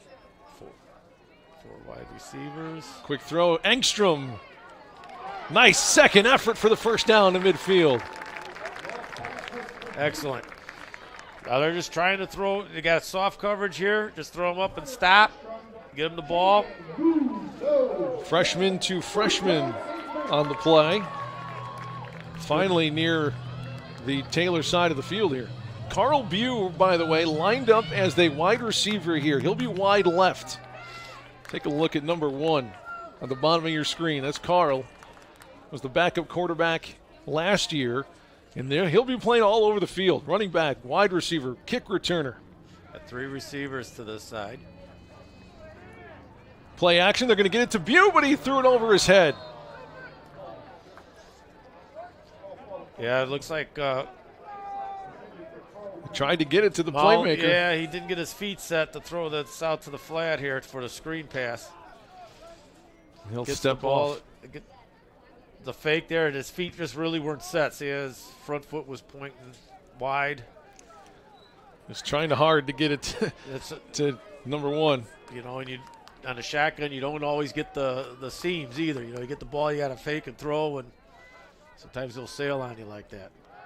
Play action. Nice. Engstrom across the middle to the 40. That's a first down for the Brown and Gold. I'll tell you, this play action quick pass game is looking pretty good with these curl routes, stop routes. Look at a fake, stop right there in the open area, dump the ball in the window. Perfect. Engstrom shows some toughness after the catch. Yeah, Getting he's some not tough going yards. down. No. He's fighting for every yard he can, that freshman out of St. Lawrence. 4 receivers again, double slots. Another pass play. They're going to fade it for Ryan Little. Yes. Nice catch at the 15-yard line. 1-on-1, and Ryan Little wins the battle. First down inside the red zone. You can't throw that fade route any better. He just dropped it right over to the defender, right into the hands of Little. Little makes a great catch, secures the ball. Beautiful play, beautiful execution by quarterback and receiver. Nice job by Maul, nice job by Little. 5:20 to go in the first half. Saints trying to claw back here after taking a few punches from the Trojans. Now we're back to a pro set with the pistol. Gavin Day on the Beautiful. carry to the 10. Ryan Little Little blocks. He walks into the end zone. A much-needed touchdown for the Saints. Wow, Nick, they mix things up really nice in that series. It's a quick passing game, running the ball inside. Look at the blocking up front here. Bounce out, and then watch Little downfield. Look at that block right there. Gavin Day, just 1 touchdown last year on 82 carries, has his first one of the 2025 campaign. Nicely done there, number 5. Guerrero on for the extra point. Carver, the snapper, puts it down. Kick is up and through. Good hold and a good kick. Cuts the lead in half. It's 28-14, 5:05 to play. Biggest part of that, so we had that little chain malfunction, right? Nice 4 or 5 minute break for the defense, and then a nice touchdown drive. I think Tom Miller and his crew are pretty happy with that. Yeah, I think so too. Get a little break, and it's great to see the offense. Again, here we are saying this is their very first game. So it takes a little while to get things going. Wouldn't you say maybe the biggest improvement comes between first half and second half of the first game? How about that? I like that. I certainly feel it'll happen today. But that was the rhythm of the offense. You know, the mix-up, you know, the pass on early downs, the running game, the play action. It was a great execution, a great calling by our offensive coordinator, Coach McCarthy. It's this is what we're going to see from the Saints offense, I think, all year. That we keep improving that execution like that. That was as good a drive as you're going to see. Guerrero going to pooch kick it, give it to one of the upbacks, see if he can handle the kick. He does well. He's going to try to return it too, and he does to about the 31, 32-yard line. Let's get another stop here, Dick. I'm sure that defense is fresh now. Longest break they've had all half so far. 5 minutes to go in the first half. I think because the Saints are doing so good on first down, it seems that Taylor got away from their option stuff in the last couple series. see if they get back into running their triple option. Yeah, they had a lot of big plays in that first quarter, but we haven't seen much of it in the second. Inside run, straight give up to the 35, falls forward. They're just running inside zone. There's no option off of that at all. They're just spreading. St. Francis safety's out and then just trying to run up inside. They brought their wing back, folding up in, and yeah, they're just powering it now. 4-yard pickup on first. Same formation. Carson Hansen, the linebacker, number 22. They motion into the backfield. Looked like a missed time, but they're going to pass it out to him this time. First time we've seen that play. Flag comes in late behind the offense. That's another version of the option. Little what I call yo-yo motion. Start one way, come back the other. You got a hold here. That would be just what the Saints ordered. On second down. Holding. Offense, number 77. It's a 10-yard penalty from the previous spot. Remains second down. It's a big one on last year's MSFA Offensive Lineman of the Year, John Grubbs, the senior, with the penalty on the play, negating a first down and moving the ball back to the 25-yard line. Boy, this is what you want to see. The Saints want to see. Get them behind the sticks, force them to throw. A big boy right there, 77, John Grubbs, 6'6", 290. Looks to be all muscle, too. That guy's a big boy. Yeah, there's the grab of the hold on the edge there. Second down and long. They're going to throw it. That was intercepted. Trey Sayers had it knocked right into his belly on the bobbled catch, and the Saints will have a short field. 2 turnovers for each team now. Wow, what a big play. Just when you thought. He read that perfectly. Playing safety. Matter of fact, he was actually screened by a guy running up the seam, and he's able to come off it and make that interception. Heads-up play. First, Hackman gets the interception, and now Trey Sayers will slam dunk it. Right here, he goes up here, and he comes right off of him. He reads it, comes right off of that. Nice play. Just bobbled it. Trey there, right place, right time. First down for Nate Mall. Friddle motions. Sucks up a linebacker. Fakes left, goes right for Day. Nice spin move to break a couple, but here come the rest of the Trojans, and it's only going to be a gain of 2. We're just, their defensive line is doing a good job. We're just not getting anybody out on that next level. As you can see, we get a linebacker shooting through there because we can't get anybody to chip off their block to the next level. They're filling the gaps very well.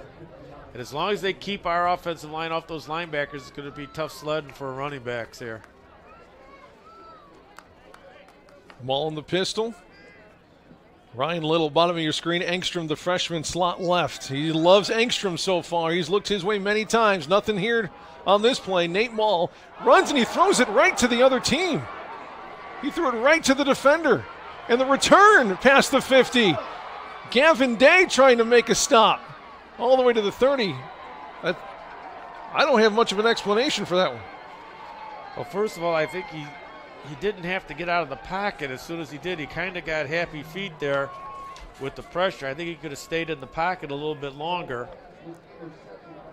But see, right here, we got good pocket right there. And then he gets a little anxious. And I don't know. He was trying to throw it. Is that Little over the top there? Was that?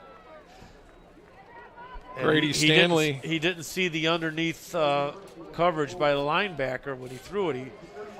When you're running to your right and you throw back to your left, across the field, more bad things happen than good.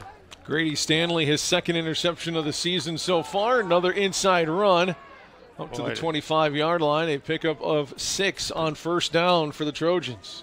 Taylorville line got him pushed that time. They've been found some success running inside the tackles in the last few series here. I think that defense looks tired.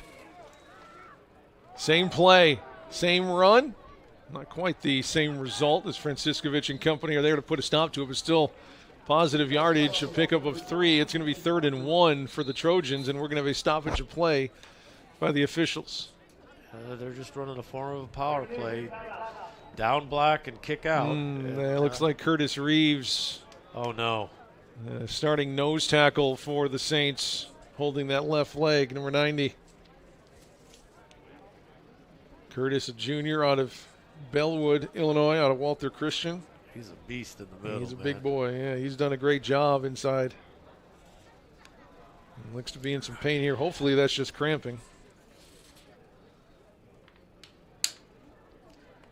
As you see, look at the wall down, the kick out, and there he is right up through the holes. Trying to look at 90. Oh, he got rolled up, I think. Well, you got all those bodies and those down blocks pushing right onto you. He's walking off under his own power, which is a good sign. Man. He's very important for this defense. He controls that middle. So 99 comes in, huh? Nico Freck, a sophomore out of Lockport, number 99. Lost a little bit of size with Curtis Reeves going out. Yeah, they went to more of a four-man look there.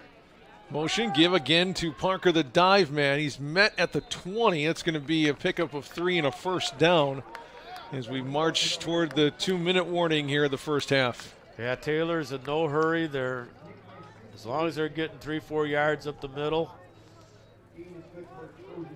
The only thing that concerns me is they fake it the one time and get that pitch out there again.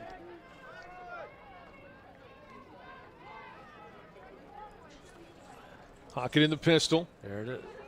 Again to the dive man. Another 3 yards on first down. And that's going to stop the clock. I believe St. Francis likely called the timeout there. Yep. Franciscovich made a nice play coming down hard onto the dive man. And nice shot there.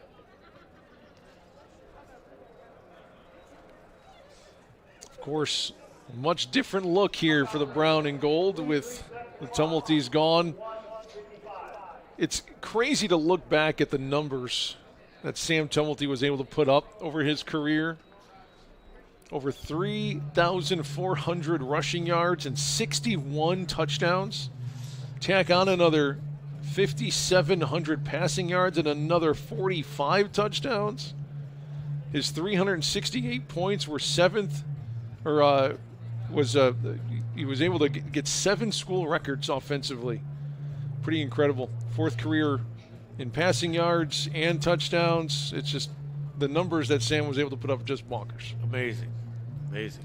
What Of course, an athlete. Joey on the offensive side of the ball, the youngest of the Tumulties, transferred to Western Illinois and in an incredibly unfortunate situation, went down with a season-ending injury, so he's not even able to play for the Leathernecks this year.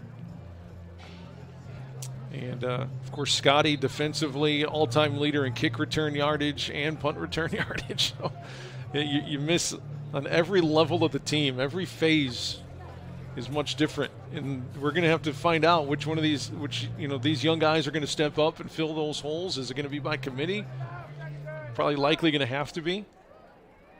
Yeah, it's, that's an awful lot of offense and special teams, defense that you have to make up. Those guys were special players, but now it's opportunity for the guys that were playing behind them to get their chance. And change is just another word for opportunity right here, right. Coach. Into the end zone, wide open, right on the money, two-handed grab for another Taylor touchdown on the post route. Well, again, it's that fake inside, froze the underneath coverage. You can see here, watch the fake.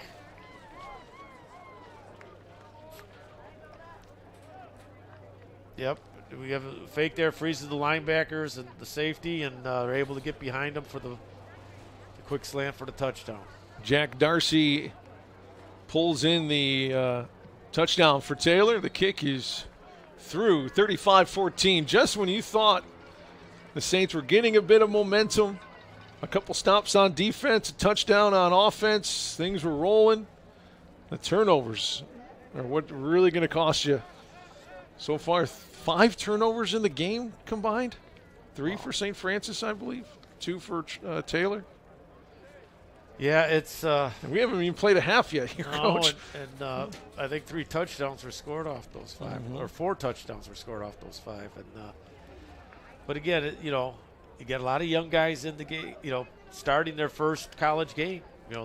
We have 5 freshmen starting. And this is the learning aspect of it. You never know till you get in it. The speed of the game, the contact, the pressure, everything's 100 miles an hour your first game out there. And, so this is all learning process. And let's see if we got 2 minutes. Let's see if we can get downfield, maybe even get a field goal. We got the wind at our back. Get some points here before we go into halftime.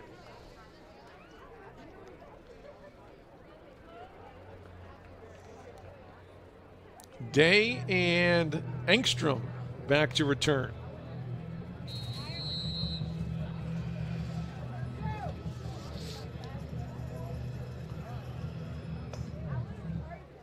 It'll be Gavin if he wants to return it, and he decides not to, and he'll take it out to the 25-yard line. Yeah, good, smart decision there. Yeah, the return game hasn't been incredibly effective.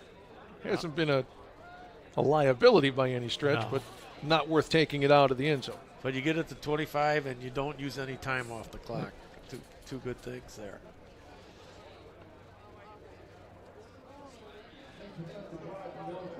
Looks like Bute's going to be quarterback. I didn't want to say it beforehand, but I thought we might get another look here at quarterback, and it will be Carl Bute this time. He brings a different skill set to the position.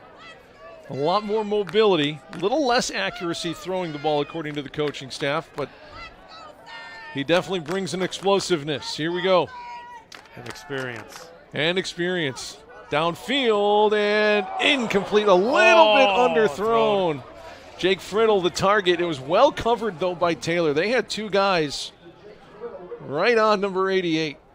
Yeah, that Stanley got a hand in there at the last second and knocked it away from Friddle, but really just a little bit underthrown.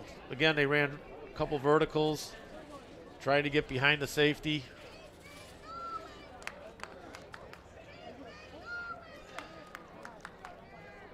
Four-man line. Second down play. Play action. Carl's going to keep it and race to the outside, up the sideline. Not a ton of room. Jake Friddle was able to free him for a little bit, but only about 3 yards to the 28-yard line. Friddle just works so hard on his blocking. He stays on his block. Created a little bit of a lane there for Bute to get some positive yards. This is a big down right here. Carl, a sophomore out of Joliet West. Right down the road at Larkin Avenue. Third down, big third down for the Saints. They need at least a first down. Give that D a break. Carl stays in the pocket, nothing there. Here's a flag. That's going to be a hold on St. Francis, yeah?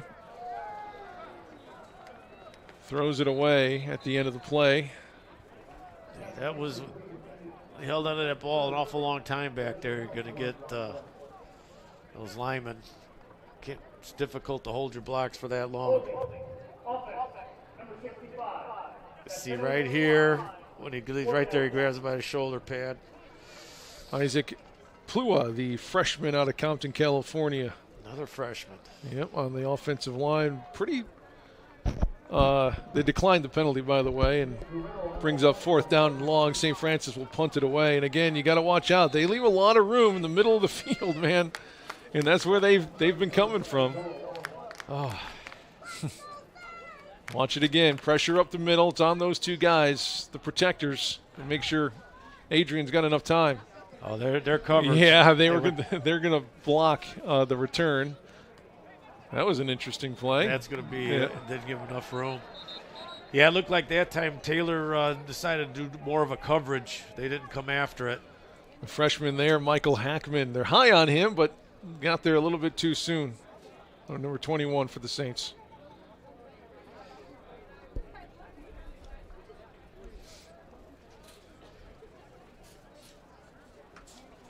The good news here, Coach, if we can paint a silver lining around the cloud, it's only halftime. They got another half to figure this out. Because you've seen the spark, right? You've seen the positives, some of the stuff they can do. But the penalties and the turnovers, and I wouldn't even classify much of them as takeaways. A couple of nice punch-outs by the Taylor defense. Yeah. But things that probably shouldn't have happened. Oh, forcing things, Maul forced that pass there, thrown across his body, and that's what happens. You try to make plays. You're trying to make something happen, and sometimes you make a poor decision. But that's all part of the learning process. A lot of good things that Ball was doing earlier too. So Two we'll see what yards. happens here with the quarterback situation going forward. If we're going to keep you in there. Or 2 yards from Nathan Parker on first down. $1:10 to go, 2nd down and 6. we got 2 timeouts left. This down will probably determine if you're going to use one of them. Wow. Passing, one-on-one to the outside, and beautiful catch at the 25-yard line. That was not bad coverage there. No, it was not. Good coverage by Xavier Gary, but he was able to, Jack Darcy was able to catch it and bring it in. Boy, he dropped it right in there too. If you look at this, the throw just right over the top of Gary, and it just drops the ball right in the perfect spot. Right, look at that, right there. Gorgeous pass. Into the end zone again, just a little bit out of the reach of the receiver on that one. It's going to bring up 2nd down. Going after Gary again on that one, on the one-on-one situation. Corners are kind of on an island with these option teams. You don't get much help from your safeties.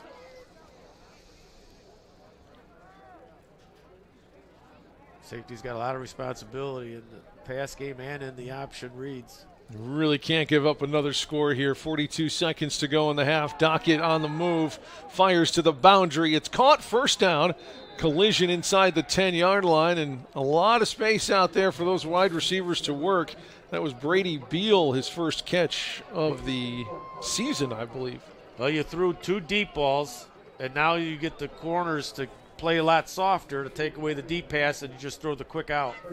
C.J. Reeves is back in there at nose tackle. They're going to bring 4 defensive linemen out there now here on 1st down and 10. That's good news. Dockett turns, nothing there. He's going to run it himself. Around the edge before he's chased down by Allen Richards. Picks up about 3 to the 10-yard line. 31 seconds to go. Clock stopped as he goes out of bounds. Richard did a good job of spying that, reading the quarterback, breaking out of the pocket. Did a good job to limit his yardage there to only a couple yards.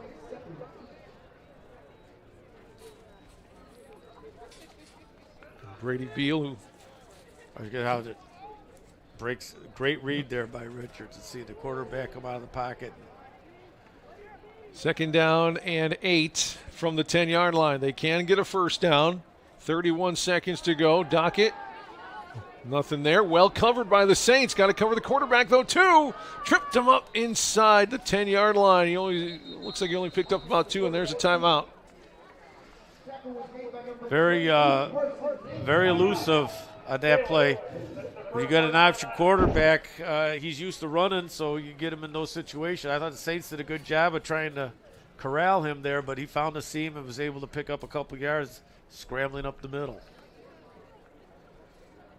You see the Saints got him corralled there. They got him, and now he's able to just get a seam and get a couple yards. But I thought the defense did a great job of keeping him in the pocket there.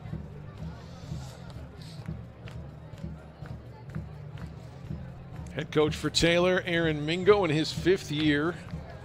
Just a 19-25 record, but last season, 9 wins. He had 2 wins in 21, 5 in 22, another 2 wins in 23, but then they flipped the script last year with 9 wins. Second to just their 1999 season when they put up double-digit wins. There's Aaron Mingo to the left.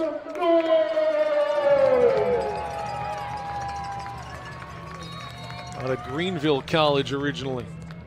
Here's 3rd down and 5, 22 seconds to go. Saints can't afford to give up another score here. Motion to the backfield. They give to, nope, they pitch it. They faked me out. They faked the defense out. They may have stopped him shy. I don't know how they stopped him from getting into the end zone, to be honest, but it's going to be 1st and goal from the 1-inch line. A tough run by Noah Lean, the wideout, who motioned to the backfield. There's a yo-yo motion again. Start a motion and come back this way. Get the pitch, get a lead blocker out in front of him. Timeout, Trojans. Look at that St. Francis defense. They are sucking some wind right now. 2 plays. 16 seconds left.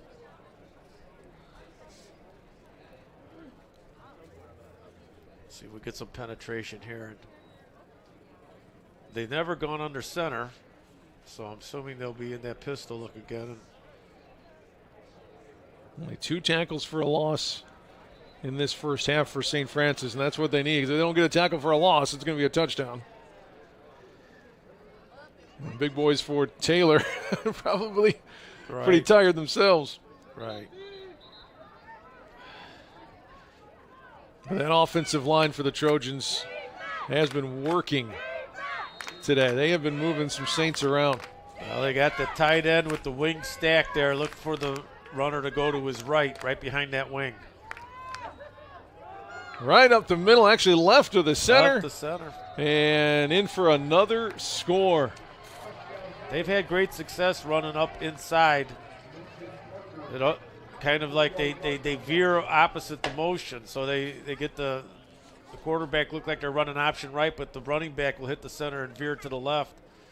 They've had good success with that play. Aaron Mingo, big fan of his quarterback right now.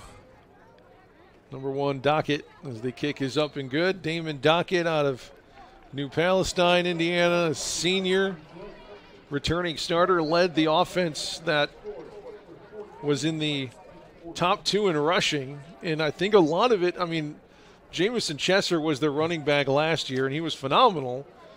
But a lot of that rushing success was just the triple option that Dockett was able to orchestrate, and the offensive line that was able to execute it. And that offensive line is pretty much all back as well for Taylor. 4 returning starters on the O-line for the Trojans, including the MSFA's Mideast Offensive Lineman of the Year, their left tackle, John Grubbs. So they may have lost their leading rusher, but with the style of offense they run, it's a lot more than just the talent of their running back. It's the execution of the quarterback and offensive line, and they're pretty much all back, and so far it looks like in mid-season form. Oh, you bring up a great point, Nick. The solidification of the offensive line to have all but one player back from that offensive line when they had the great success last year, that is a great advantage to have going into the season. As we're saying, St. Francis has a freshman out there playing. They had 2 returning starters, so it makes a big difference having that offensive line return. Fair catch called for and made by St. Francis. Nice hands by Larry Stringham, the freshman running back out of Joliet Catholic, playing some special teams. 12 seconds, I expect a kneel down, and the Saints going to have to go in and figure it out here. And what do you think, Coach? Is it a scheme thing? Is it a tactical thing? Or is it just a physical thing for the Saints right now? Well, first of all, Taylor is just playing outstanding. I mean, their execution and everything. And you got your first game, a lot of new guys out there. And they have a tendency to try to make things happen and make it a poor decision, like the interception, or the running back, making an extra move and he gets the ball stripped. Those things are going to happen. That's all part of the learning process. So I see a lot of good things by the Saints offense. They just never have gotten into a rhythm because they get behind a Taylor with scoring so well in the first half and then turning the ball over. So defensively, they really force you to defend the whole field, and that's what's difficult. When they got the vertical, if you get a team that can throw the vertical passing game along with the option, it is so difficult. 352 total yards for Taylor in the first half. Saints are going to have to figure out their defense and how to slow down that triple option. I look forward to seeing what they can come up with coming up. It's halftime here in Joliet. Taylor 42, St. Francis 14. Back in a few minutes for the second half.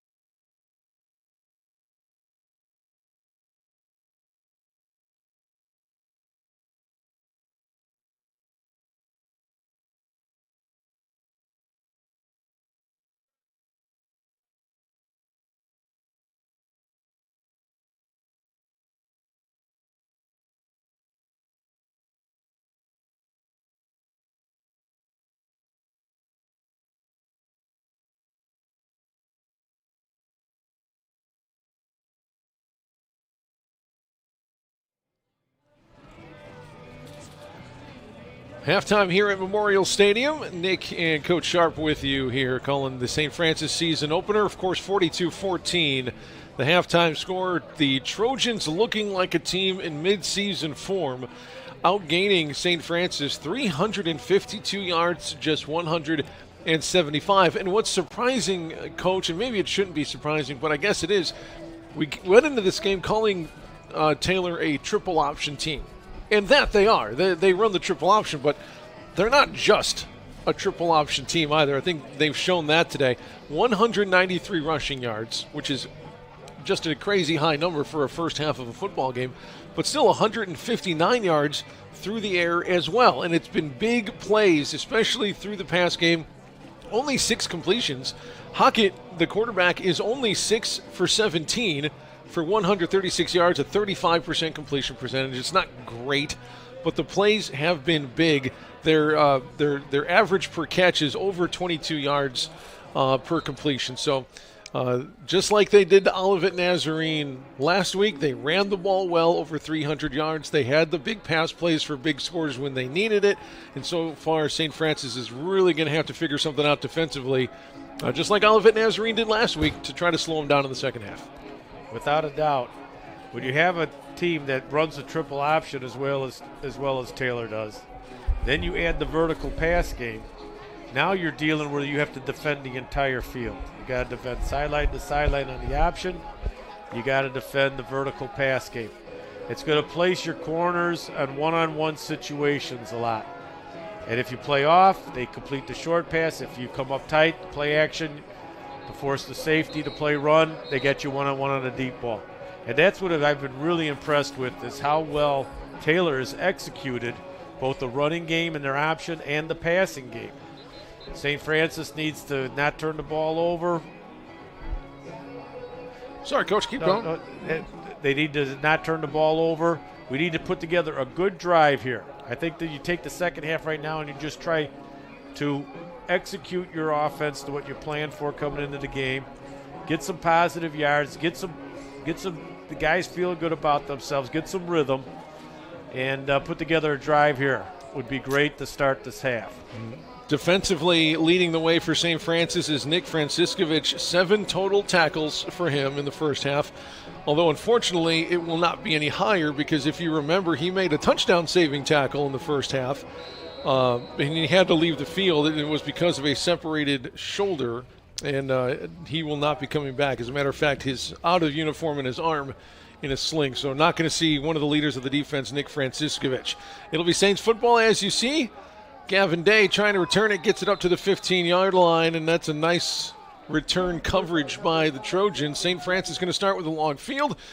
You and I were talking, like, who do you want to see at the quarterback spot now? You know, was Nate Mull, the redshirt freshman, like a little overwhelmed in the first half by the speed of his first varsity, college football start? Are we going to see Carl Bew come in? That's the question right now, and we'll get that answered for you. It's going to be Carl.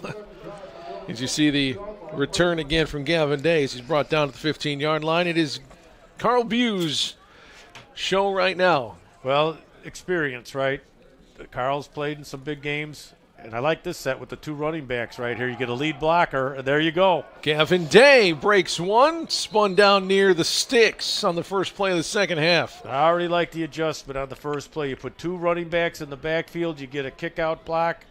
You got Bew that also could run the ball out of that look. It looks almost like a T formation as you look at it right there out of the shotgun. And this could be they may find something here. You got 3 wide receivers, 2 running backs in the backfield. 3 running backs in the backfield, because Carl Bew can run it too. That's exactly right. Same play, same guy, Gavin Day, but he's met face mask to face mask at the 25. Ball comes out, but the referees are going to blow that one dead at the 26, which should be enough for a first down. Although Gavin Day may have took the worst of that one, he will be enough for a first down for USF. Again, it's linebacker safety that comes from inside out right there. It's the defensive lineman coming down the line of scrimmage. We're not getting that backside lineman that comes down the line of scrimmage and makes that play. Excellent hustle by Taylor, excuse me. Linebacker comes up to the line of scrimmage for Taylor. 2 wideouts right, 1 left, showing blitz. And they're going to bring a few extra guys. Carl's going to roll to the right, looking downfield. Fires across his body, and he finds his target for the first down. And that is the first catch for the wide receiver, Mason Hackman, who they're very excited to have on that wide receiver core. A sophomore out of Danville, just downstate of Joliet, transferred from Culver Stockton. I wasn't sure who he's throwing to, if he's throwing a Little or... They were both pretty close, weren't they? And Little did a good job of getting out of the way there and allowing the ball to go through. They're going with no huddle now, too. So they're lining up, getting the play from the sideline. Play action. Carl's going to keep it. There Nice block, and there goes Carl past the 50, past the 40. Ball comes out again, and it lays right there for the Trojans for their 3rd fumble recovery of the game. Another long run ends in a St. Francis fumble. What is on the football? Wow, what a great play, too. Again, they had they faked the play to the right, and here comes Bew off to the left. Great blocking on the edge. We should probably have the ball on the other side. You know, when I coached, I always had the running backs had to switch the ball and have it closest to the sideline because there's less defenders near the sideline. And to add injury to insult here, your returning starter, your all-conference second team left tackle Matt Alston is down on the sidelines. Oh, no. That ball a little bit high for the receiver and incomplete on first down for the Trojans. Talk about a roller coaster of emotions for the Saints. Big plays and then turnovers, touchdowns, and then your defense gives up a touchdown on the next series. It's been all over the place right now for USF.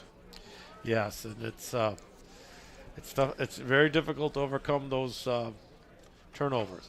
But again, it was a great start for the offense with Bew in there running the system and having the 2 running backs in the backfield.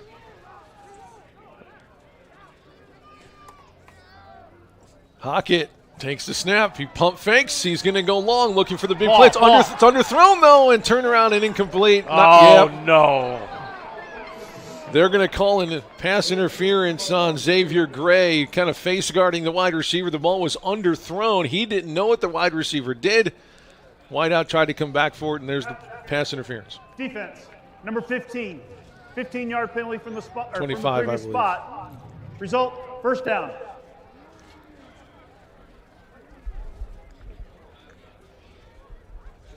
Yeah, the call was on Xavier Gray, the corner. 1-on-1 again.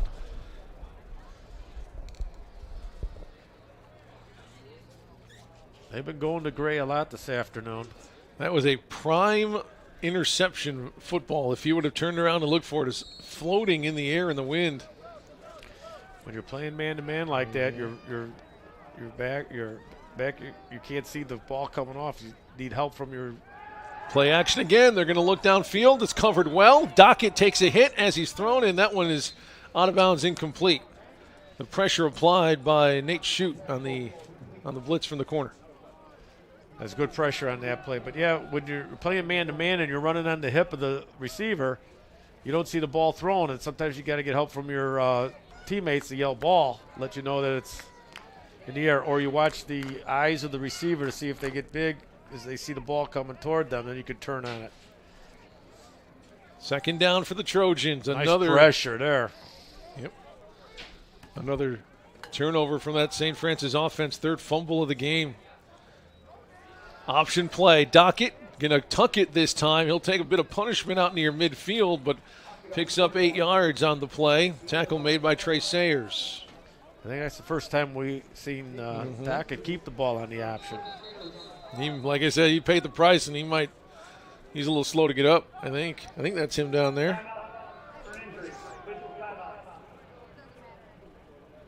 That would be a huge loss. Yeah. Watch it again. Yeah, first time the quarterback Dockett's kept it on that option play, and a big hit there from Trey. Big clean hit. It's going to bring up 3rd down and 3 after the tackle by number 3. Well, they motioned the slot man wide toward the sideline. It took our safety out. And that opened that quarterback lane there. The safety went out with motion, and then the quarterback turned up in that lane. But then a great hit by Sayers there. Backup quarterback is coming into the game. It's 14, Jake Halderman, the 6'3 senior out of Wabash. Their backup is still a senior with plenty of experience here. 3rd down and 3 in midfield for Taylor. First possession of the second half. He fumbled it. He picks it, bounced right back into his hands, and he throws it away for 4th down. Well, that's a big stop. You hear Coach Curry yelling, fake, fake, fake is exactly the spot they faked it last time, so they're going to play for the fake and send Engstrom back to return it if they do kick it. Yeah, with only 4th and 3 on the 50-yard line.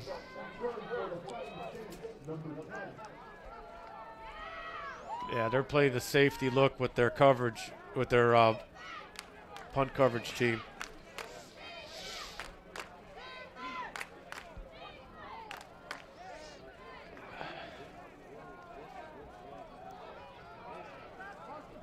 Wind is pretty much across the field, right to left across the kicker's face, and a delay could get they didn't have their personnel on the field, and the 11th man was late running on the field and created a. Take an extra 5. That's 5. fine. We'll probably definitely take the fake out of that now.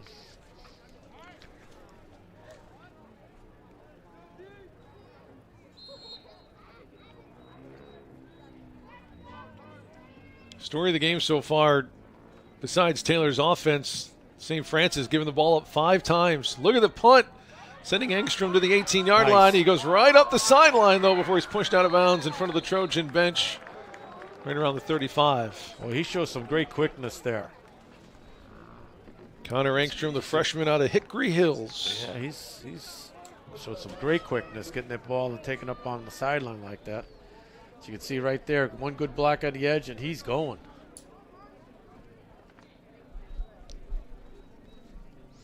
Carl Bew back on to run the offense here, and there was an obvious spark in that first series. But like many of their successful plays, they ended in a turnover. 3 fumbles lost for St. Francis, 2 interceptions. There with the 3 wide receivers and Fiddle tight end in the wing. Pistol formation, Dave behind Bew. Play action, they're going to go long. Nothing there. They had a check down, throws it off his back foot into the Trojan bench. They did have Gavin Day as that check down, and another lineman goes down for St. Francis. That's a big one too. Senior Ryan Heersink in a bit of some pain. Matt Alston is back on. We saw him in a bit of pain on the sidelines as they ended the last drive, the Saints, but he's back on the field. Now it's Heersink having to limp off the field. So hopefully they got a little depth on the O-line here. I know at this level it's just kind of hard to fill your starting spots sometimes in recruiting. Boy, it's definitely in the offensive line. They've had several injuries of late, and it looks like he's walking on it pretty good, though. So hopefully it isn't a joint injury. It's just maybe he got stepped on or seems to be walking pretty good. That's a good sign right there. When are they going to find some jerseys that can fit these guys? I know you want them tight, less for those defenders to hold on to. Here's Carl Bew in that somewhat of a T formation style double back formation. Yeah, I like this formation. 2 wide outs left, 1 right ball, right hash, 2nd and 10. Carl's going to keep it, but he is hit hard at the line of scrimmage. They might give him 2 on the play.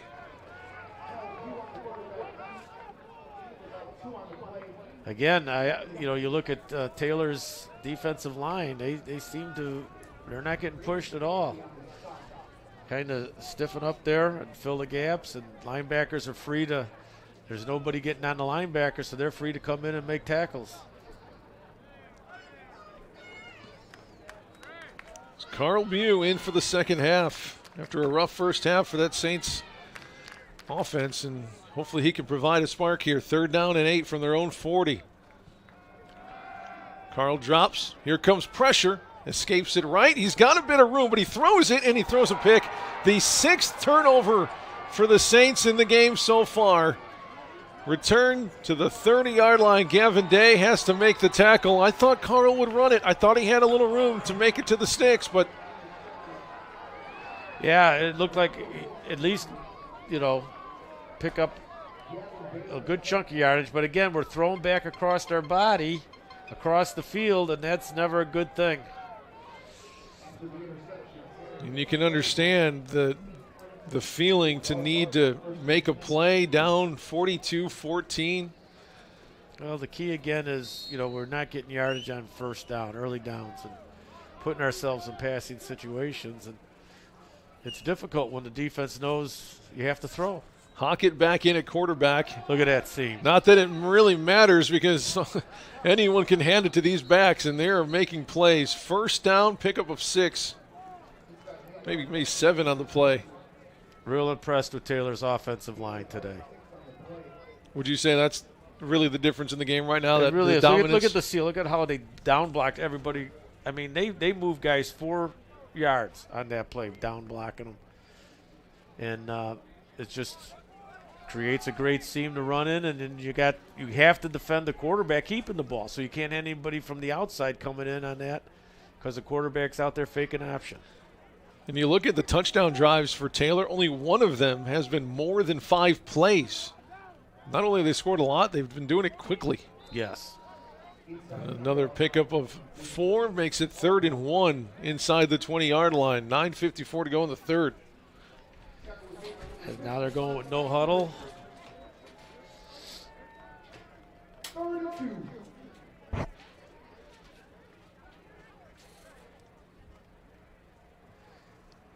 Four fumbles and all of them lost for St. Francis so far today as you take a peek down that big, dominant offensive line for Taylor. Another inside run. That one wrapped up awful well by St. Francis. Nathan Parker, again, the ball carrier for Taylor. There again, it starts out, it looks like it's going to be a veer to the left, and then he cuts back to the right. See the push there. He starts in left, and now look at the cut right there off the center for positive yards. He's just reading that. If he sees a gap open up to the right, he'll veer to it. Otherwise, he'll stay with the zone blocking on the left. Correct myself. Ethan Albert was the ball carrier on the play. Same play, and stuffed that time by St. Francis on first down. That time they took away the cutback there. Filled the A gap on the weak side and took away the cut gap. Look at this right here. 94 comes right through. Boom. Excellent penetration by the Saints defensive front. Good stuff by Charlie Brooks. It's a newcomer on the defensive line for St. Francis. 2 for 2 and 11 here is the pitch. And all the room in the world on the left side. He takes it inside the 5. Here comes a flag. Looking to be a holding here on Taylor. Might have to march that one back. Another huge run on that option play, though. Well, I'll tell you, the receivers for Taylorville certainly block. If you watch the edge here, this may be what the holding was called on, but number 11 right here, look at, drives them, and that opens up the seam, but that also could have been the hold. There is no foul for offensive pass interference. The ball was thrown behind the line of scrimmage. So no penalty. Another big play, another first down, another first and goal situation for Taylor. This defense for St. Francis is having a real hard time hanging with the offensive line and triple option for Taylor. Josh Ailman made the block on that edge that freed up the running back for the big play there.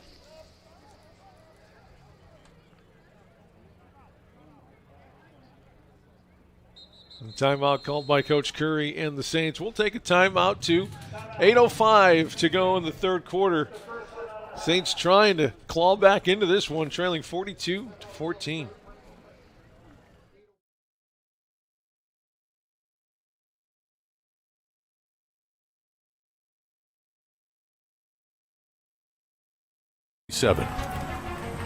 A vision to start something different, something better. a college athletics association where competition wasn't just about the scoreboard, but about character, growth, and rising together. From that first tip-off, the NAIA has grown in size and in spirit. Make athletics greater than a game. This is college athletics the way it was meant to be. This is the right way to play. Two teams receiving votes in the NAIA Top 25 poll. Looks like one of them might bump into the Top 25 after this one is said and done. First down and goal for Taylor at the 5-yard line. Hockett in at quarterback. Motion backfield. They give to the dive man. He's met right at the line of scrimmage and pushed back. He lost a yard on the play. Nicely done inside. Carson Hansen. The front three did a good job of holding up the line, not allowing any penetration, and the two ends came down the line of scrimmage. They were able to tackle the running back before he could make any kind of bounce-out move. Nico Frank, the DN, also weaving his way into the offensive backfield to make the stop. There's Carson Hansen, one of the returning linebackers for USF. 54 tackles a year ago to lead the team. Nice to have him back. Second down and goal. Another inside run. Offensive line just pushing their way into the end zone. Oh, just shy. They're going to be a foot shy. So third down and goal. And quarterback Hockett saying, let's go, let's go. No huddle. He wants to get him back out there. And St. Francis trying to make some change of personnel. Nick Franciscovich back on the field. All right, number 6. I thought I saw out him there, yeah. Oh, it was Nick Mabudis. I'm sorry, number 9, who had the injury. I'm sorry, Nick Mabudis, who made that tackle in the first half. Third and goal, inside carry, hit, nice. Ball comes out. Get it. St. Francis says they have it, and that would be momentous for St. Francis if they can take the ball away on the doorstep of the end zone. The referees have not made that signal. They're going to have to peel off the bodies from the pile. Fourth down, Trojans. But I'll tell you what, how about the way the defense was making a goal line stance down here, where they had first and goal on the 2, and now it's fourth down. Watch that play one more time. Who popped their head in there? It was Charlie Brooks, yeah. Came off the edge, and he took the he had the running back on that one. He had the veer on that one. Here's fourth down. Pitch. Looking for the edge. Can you make a tackle? You do. Beautiful tackle by Nathan Shute. The Saints will take over at their own 2-yard line. That was picture perfect how you defend the option right there. They stuffed the previous play, the veer, so this time they faked the veer. They're coming out in the option. They forced the quarterback to pitch early, and look at the great tackle there by Shute. Right here. Excellent job in defending the option. That's huge. It is big. Now the Saints offense has to figure it out here on their side of things. Carl B will be the quarterback. Number 1, Carl Buse started a few games when Sam Tumulty was injured last year. He performed pretty well.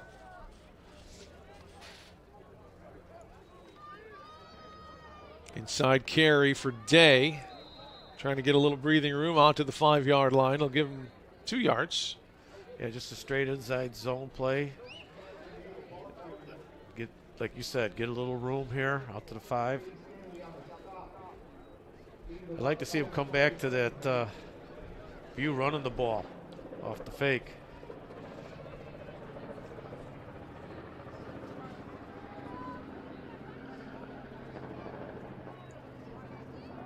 Carl hands off again. Again, just right behind the middle of that line. Look at the push. It's going to be close to the first down. And it is. And another offensive lineman, though, having a bit of trouble getting up. Again, that's Matt Alston, the left tackle. That was the best push we've seen from that offensive line here today. It definitely was. And when you get a scrum like that, it's easy to get someone hurt. Everybody's falling on your back legs and things. And look at that push. Alston and David Smith, another one of those freshman offensive linemen getting a big push. Another run, Day bouncing into the outside this time, but he lost a yard.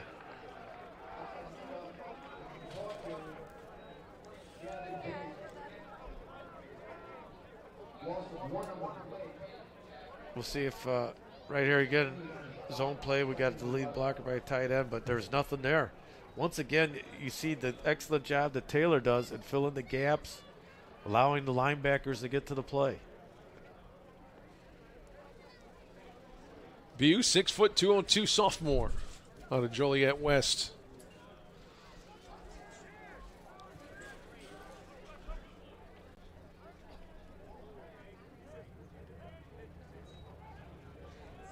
Through the air this time.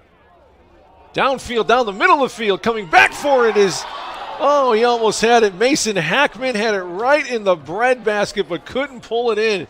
The big play potential for the Saints is there, but fumbles and drops just stymieing the big plays that they've been able to manufacture. Running the post route, play action, trying to hit at the middle of the field off the play action.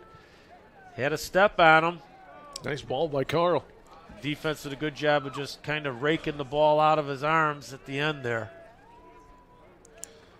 3rd and 11 for the Saints. Another big play just out of their grasp. Well, 3 receivers out to the left here. Showing blitz, but they back it off. Into coverage. Carl's in trouble. Nearly had a safety, but he's got a bit of room. There goes Carl. He's got speed in the first down. Trying to beat the guy to the outside. He does. Turns it up to the 30, 35, 40. And a flag comes in. Oh, it's going to be a first down, even if that's a 10-yard holding penalty at the 36-yard line. The penalty will put it at the 26. Oh, this is the kind of plays we saw last year, Nick. Yep. You taking a bad situation and turning it into a big gain. Get him out here in the open field. He is very difficult to bring down. And look at the speed he shows as he turns it up to Defense, number 4. It's a 10-yard penalty from the spot of the foul. The result of the play is still a first down. Whew. Again, penalties, turnovers, drops. Everything bad that can happen to an offense is happening to the Saints today. The call was on Ryan Little holding. But still, even with the 10-yard penalty, it's still a first down thanks to the legs of number 1. Yes, that's what having Bu in there, that's what he gives you, that ability to take a negative play, turn it into a big positive play. And we thought he was going to have a safety for a second there. Here's Carl to throw. Right down, Ryan Little is behind him. Did he get his hand under it? He did not. Official had a good view of it. A little bit underthrown, a little bit behind Ryan, incomplete. See it one more time here. Again, they're attacking the middle of the field here. Quick post route. Try to get the ball down the middle of the field, just underthrew it a little bit. I think he was kind of looking into a window or a pocket he wanted to throw that, and just a little bit underthrown. Ryan, a junior out of Lockport, 29 catches, a couple touchdowns last year. Pistol. Faking. Carl will keep it, but sniffed out perfectly by the Trojans. No gain on the play. 3rd and 10 coming up. Nice discipline outside for Taylor. Well, we didn't get a block out here. We did get a block. He tried to run more of a bubble route, and the defender never reacted to him running the route to the outside, and therefore he was an unblocked defender there. That was difficult for Bu to get an open area. Carl Bu, helmet off, has to come out. Maybe the helmet just popped off. He has to come out for a play. There's Carl, helmet back on. He's ready to go out there. Nate Mall had a bit of a rough first half. He's back in there right now with 2:53 to go. 3rd and long, too. To throw. Across the middle, has his man Engstrom. It's been his favorite target when it comes out again. They just reached in and took it away from Engstrom. And down to the 21, a flag comes in as well. I imagine that's going to be a frustration penalty on the Saints. The 7th turnover. That could be a clip on the return. What is going on? Seems like every time we get a good, big, positive play, they just reached in and took it away? Personal foul. Illegal blindside block on the returning team. Number 4, 15-yard penalty from the spot of the foul. It'll be Taylor's ball, first down.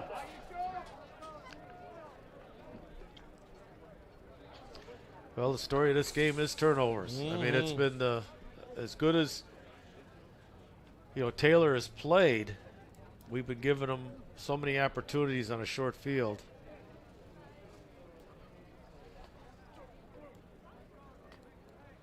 They do a good job of stripping the ball. That was just punched out that time. Yeah, he just reached in and took it away. Just punched the ball right out as he went by, and it's obvious that Taylorville works on that. Those turnovers with the way they rake the ball coming from behind or punch the ball out. They do an excellent job of creating turnovers. First down for the Trojans, again with a short field. Quick pitch outside, 10-yard out, complete first down. Oh, I thought it was complete, but no, he did not come up with it. Incomplete, looking for Aiden Zimmer on the play, but it was knocked down out of bounds. They're staying with the passing game, too, here in this. And there you see one of the new members of the St. Francis offensive coaching staff, by the way. That's not him, that's Coach Curry, but to his right, a little behind him, Justin Pringle, a name that should sound familiar because we've said his name scoring touchdowns against us the last 4 or 5 years or so as a member of the St. Xavier Cougars. Pitch. Again, more room outside. Chopped down around the 30. And close to a first down.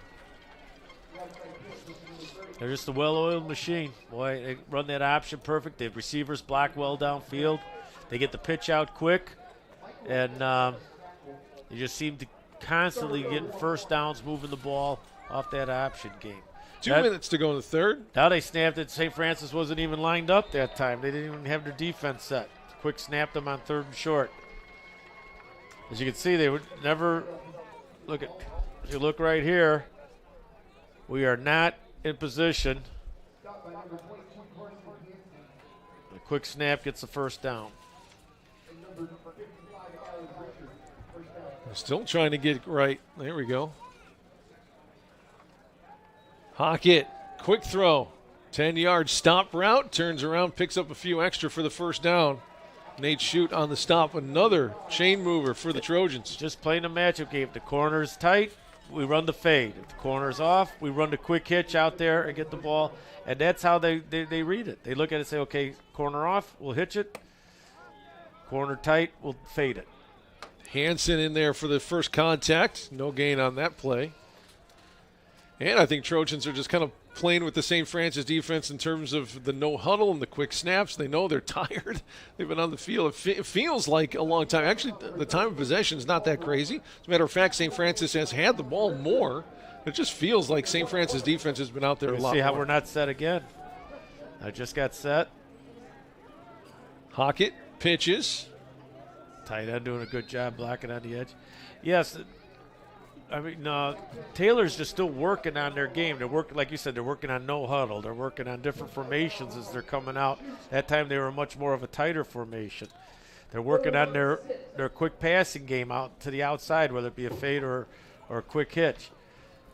They're just constantly working, improving, and just got the Saints on their heels. 3rd and 6. And a timeout by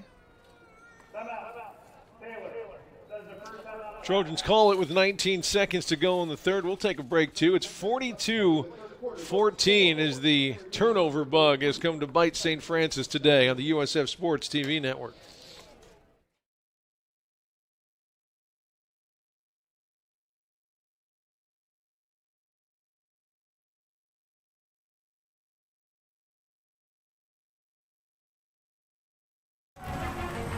a vision to start something different, something better.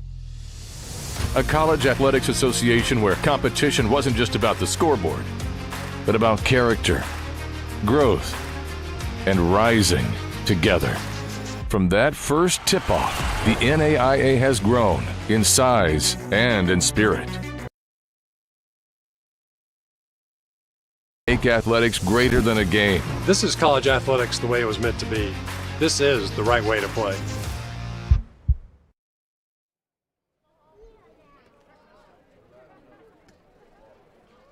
Welcome back to Memorial Stadium. Trojans on the doorstep of another one here, leading 42-14. Only one wide receiver, two tight ends in the game. Right inside, but Nick Franciscovich there to make a stop, bringing up fourth down. This kid has been a big positive this afternoon. When he tackles, you know it. Look at it, he comes down, picture-perfect tackle coming off the edge. And that's going to bring us to the end of the third quarter. So we're going to flip sides. Trojans are going to have 4th down and 4 to deal with. I expect them to kick a field goal, but we'll see what happens in just a few minutes. And it's 42-14, Trojans on top of the Saints on the USF Sports TV network. For me, it was just love at first sight. I came here and I knew that the people here really cared. That's our one goal, is to see you walk across that stage and to have a successful life. The professors in the university really do prepare their students for the real world. When I came here, I got my voice, I got my independence, I got that sense of I could make an impact. USF education isn't just teaching you what you need to know about your field. It's teaching you what you need to know to make the world a better place. Winds still gusting pretty good here at Memorial Stadium, but the winds have not been in favor of the Saints. 42-14 the score as we go into the fourth quarter of our season opener today. A lot more mistakes than I think what we expected from what's always a very well-coached team with this staff. All the turnovers, we've seen a few drops. A bit unlucky, too. I mean, fumbles happen, but every single fumble St. Francis has had has bounced right into the hands of the Trojans. What are you going to do? It's just one of those days. One thing that's very positive is the red zone defense by the Saints the last couple drives. That was a knuckleball. Yeah, field goal attempt is good for the Trojans. Makes it 45-14. Coach Aaron Mingo looking for his 20th victory as the head coach of Taylor. He had a combined, he had a combined 9 wins in his first 3 seasons, and then had 9 wins last year alone. So I'd like to see what the difference was. I wonder if it wasn't really a change in scheme. They ran that triple option a few years ago when the Saints saw them up in Upland, Indiana, but I don't know. They just figured it out, got a nice core of offensive linemen, a quarterback who figured it out, made the right decision almost every single time. Yeah, it's not the scheme, it's who's playing in the scheme now. The quarterback is excellent running it. The line play has been fantastic. The receivers block well. They could stretch those corners, vertical passing game. So they plugged in some good athletes, good football players to run their system. I'm predicting a touchdown here from the Saints. I think they've exhausted their turnovers now. I think we're done with that. I can hope anyway. And I think Carl Bew is going to go out there and show what he can really do. Line drive kick right to Gavin Day. Carl was back there to return as well. You don't see your quarterback back to return kicks very often, but here we are. Nice return by Gavin. Best one of the day up to the 41-yard line. That was excellent blocking along the right side of that return. Great run. Carl, I think, has just done something that even the Tumulties haven't done. Return a kick, at least be on the return team as a returner, and then also go out and play quarterback. When was the last time you saw that, Coach? Haven't seen that for quite a while. Well, actually, he's not playing quarterback. Oh, that's right. He's out. He's out at wide receiver. So they used him. We may have found a tell here, right? When he's returning kicks, he's not going to play quarterback. He's not going to be the quarterback. Here's Mull back in to throw. Steps up in the pocket. Nice awareness. Side steps. Hang on to the ball, please. Down to the 46. Nice pickup, though. I like the fact that they're getting him in here in the fourth quarter. And not much to lose at this point. You might as well get your freshman some time, right? Get some work and, make some positive plays like he did there. Here we are, 2nd and 3. It's exactly what we want to be in. It's almost like he was bouncing and bouncing, ready to throw the ball, still looking to throw almost until he finally goes down 7 yards downfield.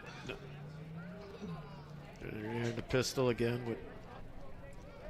Carl's out left side, not looking his way. Down the middle of the field, wide open is Ryan Little. He bobbled it a bit, but was able to hang on at the 38-yard line. I tell you, that Little runs great routes. He really does. He ran a dig route here. Look at him drive like he's going up the field, plants that foot, and cuts right into the open area there. He runs excellent patterns. Always seems to get open. He's a great story, too, out of Lockport. Came in as a freshman and just 2 or 3 games into that season had a catastrophic leg injury. One that you would not re-show. But then he's come back after surgery and tried a little bit underthrown on that one, almost in another interception, but obviously had to get surgery on that leg, fought his way back, and here he is. He played last year and starting again this year. It's pretty incredible show of grit and toughness from that kid. Definitely. And he's a tough player, like we saw earlier on the touchdown, the great block he made at the goal line too. So he's an all-around player. 2nd down and 10 after the incomplete pass from Nate Mall. Checks down to Carl. Look at that. Mall to Bew. He takes it past the 20 to the 16-yard line. Our first. Let's see here. The first catch by Carl Bew as a wide receiver. That was a great route there. They ran him on a little crossing route. We got to see more of that, don't we? The ball inside into the hands of number 1. Right. Because they ran him on a little shallow crossing route and underneath the linebackers and get him the ball in open space. There it is again. There he is out to Carl again. And that's a first down, a pickup of 14, 15 yards. Yeah, excellent. What they're doing is they're trying to run him off and bring Bew right underneath it there. And first and goal wide open. At the 6-yard line. Coming out now. 45-14. Carl Bew, 2 catches in simultaneous consecutive plays. Nate sees something right up the middle, tucks his head to the 5-yard line. He'll pick up only 2 yards on the play. 2nd down and goal. Was that a design run, or he just see a little daylight there? I think you're right. I think that was the quarterback draw, like designed. Yeah, because he stepped back like he's going to throw, try to set the play up, but it collapsed really quick. Defensive line came off their blocks, made a great play. We got trips over here to the right. Looking for Friddle in the flat, but a little bit underthrown. Incomplete, 3rd down. Playing man-to-man down here. They ran 2 posts and tried to sneak Friddle into the flat, but it was covered very well. A little trip at the end there. Linebacker covered him well into the flat. Friddle, a senior out of Wilmington. Here we go, 3rd down and goal. Nate's going to roll to the right. Fires, diving. What a catch. I don't know if they're going to give it to him. Let's see if they do. I still have it. There it is, touchdown. A heck of a catch by Connor Engstrom, his first touchdown of his college career. Congratulations, number 10. Yeah, they rolled ball to the right. He fires one in there, a great diving catch on a quick out route. I tell you what, that young man is a great addition to this offense. He's got great speed, great hands. 4 catches, 40 yards, and a score now for number 10. Trips again here for the 2-point conversion. Trying to get a few picks set, and he's going to throw it into the corner of the end zone. I think he had a lot of room to try to run that in if he wanted to, but tried to thread the needle back to Engstrom in the back corner of the end zone. Yes, he did. Tough ball to handle that time. Almost made the exact same catch that he made for the touchdown. Think he could have ran that in, Coach? What do you think? Look at it. Yeah, no doubt. I agree. That run to the corner, run to the pylon and get in. But felt probably had more confidence in throwing the ball than outrunning the defense. Nice drive. Of course, top 2 receiving weapons for St. Francis from last year are gone. Des Jordan and Joey Tumulty. Like you said, some big athletic youngsters are here. Engstrom, one of them, 6-footer out of St. Lawrence. You got sophomore Mason Hackman in from Culver Stockton. Ryan Little returning, hoping for a big year. You see the diving catch again. Here's your highlight reel play from Connor Engstrom. Great for Nathan Mall's confidence right there, though, to come in and drive the team down, score, finish with a score. Threw the ball well, made some good decisions running.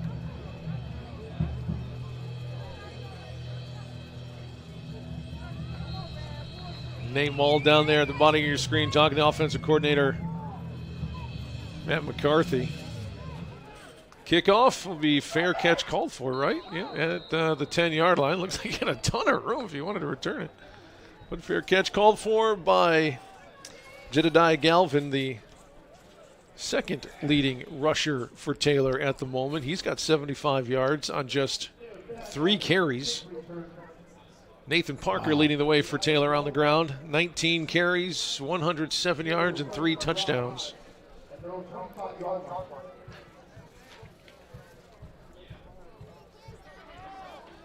You know, Nathan Mall, for the game he's having, is still 68% through the air, 13 for 19, 171 yards, 2 touchdowns. Not a terrible line. Oh. Hockett to the outside again. Cut back, but shy of the first down. Sticks. It's going to be a pickup of 9 for Darcy again. Leading receiver, Jack Darcy, a senior. Yep. Playing off, throw the hitch. Play tight, throw the fade. And the defense not exactly set. They go to the screen. That's enough for a first out to the 40-yard line. Yeah, they really quick snapped them a lot in this second half. Saints a little slow getting set. I don't know if they're waiting for the call.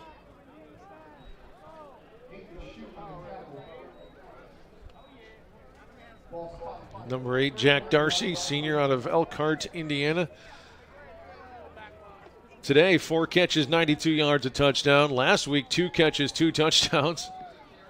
Nice job. Inside run stuffed at the point of attack. 10:46 to go in the game.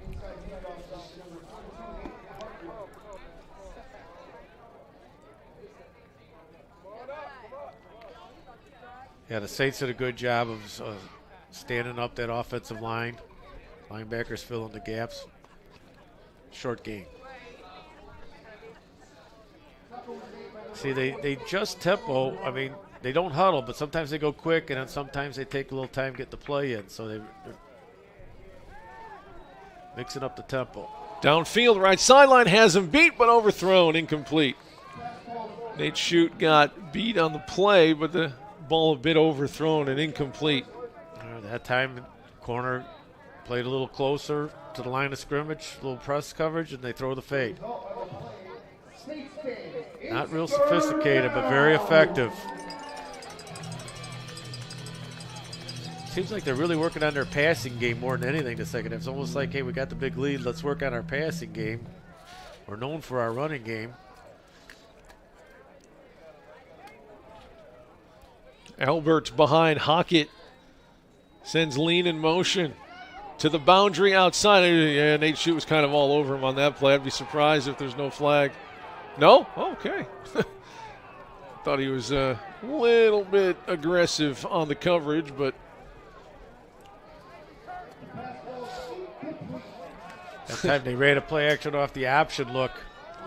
Maybe it was a bit overthrown. Yeah. Engstrom back to return the punt. Just the 3rd punt of the game for Taylor. Good stop by the defense there.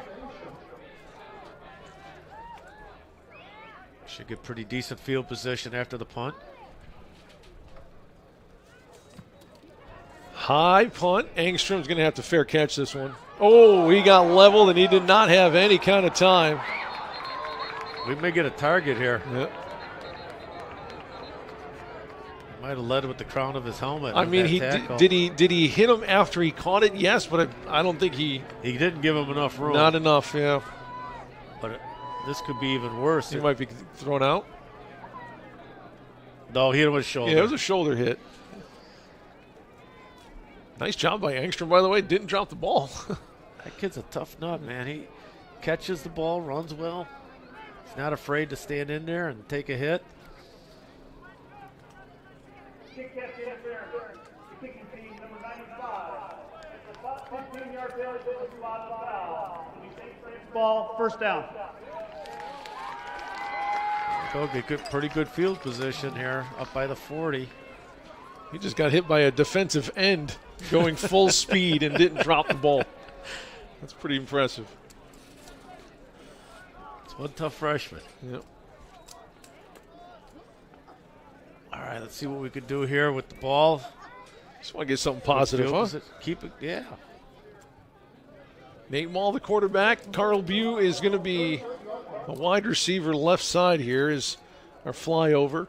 Yeah, he's in the slot to the left. Flyover coming a little bit late here, Coach. Oh. Here's Mall in the pistol. Pressure. Dumps it down. Nice relief valve, but Gavin Day just got smoked. I think it was incomplete. Oh.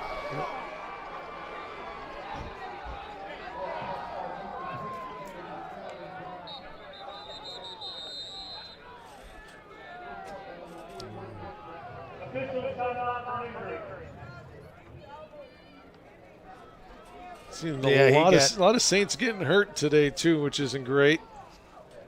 It's kind of exposed there. We flushes out of the pocket there. We got the heat up the middle. Right in the right the chest plate.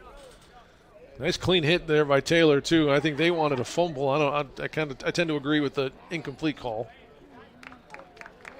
Well, that immediate pressure up the middle distorted the play. Got Maul had a roll out to his right, and Gavin was kind of in an awkward position when he caught the ball. Hopefully he just had the wind knocked out of him. Back into the game comes Abubakar Berry as the running back, number 15. I'm not sure what happened to Aaron Larkins. Here's Maul rolling left. Gets a nice block, little time, nothing open downfield though, and that's the second sack of the day. And another offensive lineman down. Matt Alston again. This is the third or fourth time that he's not been able to get up after a play. I'm not sure if he's just cramping up a lot or what. Yeah, it's hard to tell, but man, we've had our share of injuries today. Mm-hmm.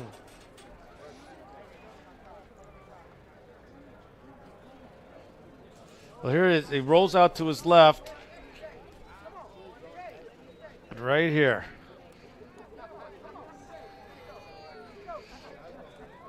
The outside linebacker or safety there to spied him. Comes flying up. 24 there. That's got to be cramps because he's walking off pretty well. Yeah. Explain why he keeps going back in. It's not really an injury per se. Drink your water, boys. Have those bananas. Pickle juice. Third down and long here for the Saints after the sack.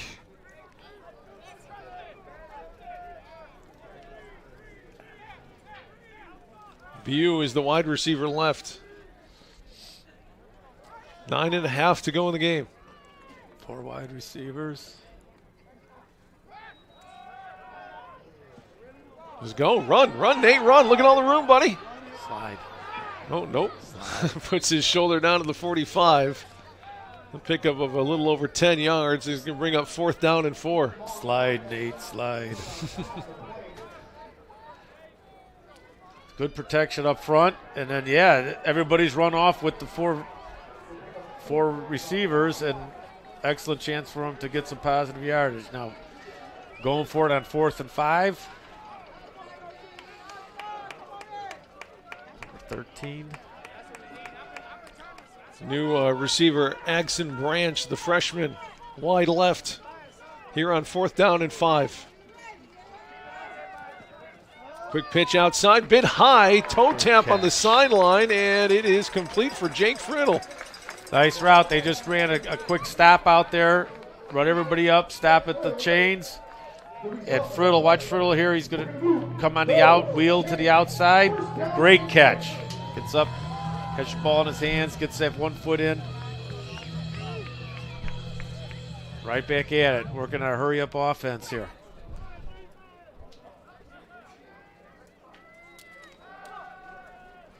Ball steps up. He's got all the room in the world again. Still pump faking. Makes a man miss. Put down at the 42-yard line. The ball came out, but they're going to say he was down. Nate Mall took another shot there. And that's why you slide, so you don't have to take those. Well, that time they ran 4 vertical routes. Everybody ran up the field, took the coverage with them. That opened up a lane. They went for him to run for some positive yards. Yeah. Got slammed pretty good there at the end of that play. 2nd down and 4. Same formation, 4 wide receivers. A little worried about Nate. Looking right. Fires. He floated that one well over the head of Little. Little ran that like a fake crossing route and then back to the outside. Goes in and then comes out. Burger route, in and out. Takes it in, comes back to the outside. It just overthrew him. Again, Little run excellent routes.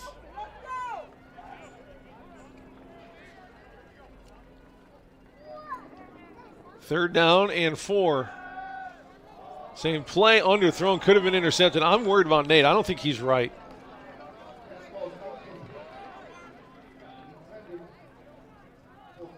Yeah, he got slammed down pretty hard. And those last 2 throws were they had no zip on it whatsoever and not even close.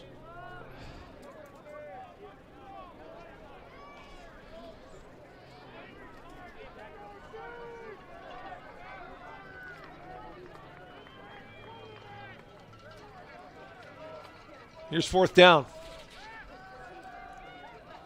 Finds Little, but he dropped it. That was a first down.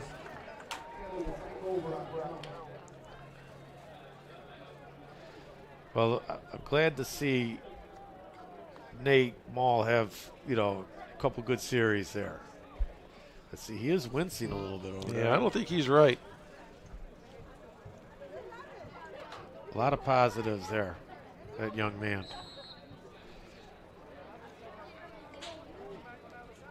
First down for Taylor. They got their backup quarterback in now as well. It's Jake Halderman.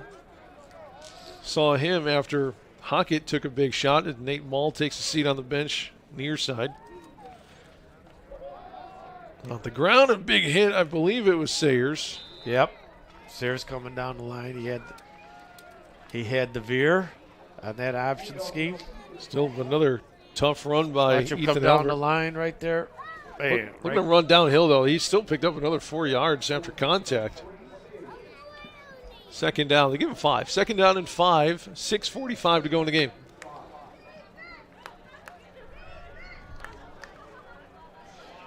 Tight formation now, double wing. Expect to see an inside run here. Yeah, they get the ball, they fold that wing up through the B gap and just hit that veer right there, kind of like we used to call a belly play. Give the fullback with the lead block. Wing back fold, fullback right behind them. Positive yards. They move the ball, they move the chains.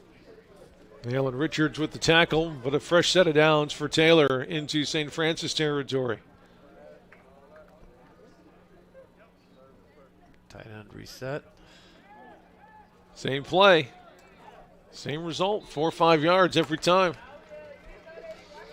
They're doing a good job in the middle. Their guards are doing an excellent job blocking the front three and getting a great push.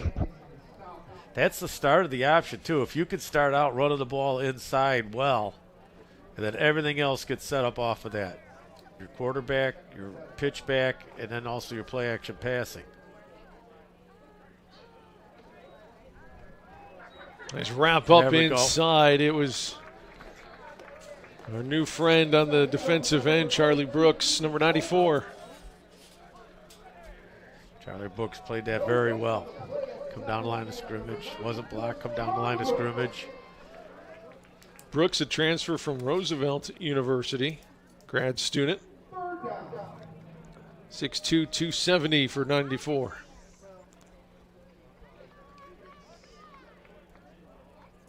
Third down and 7 for Taylor. See if the Saints can get one more shot on offense.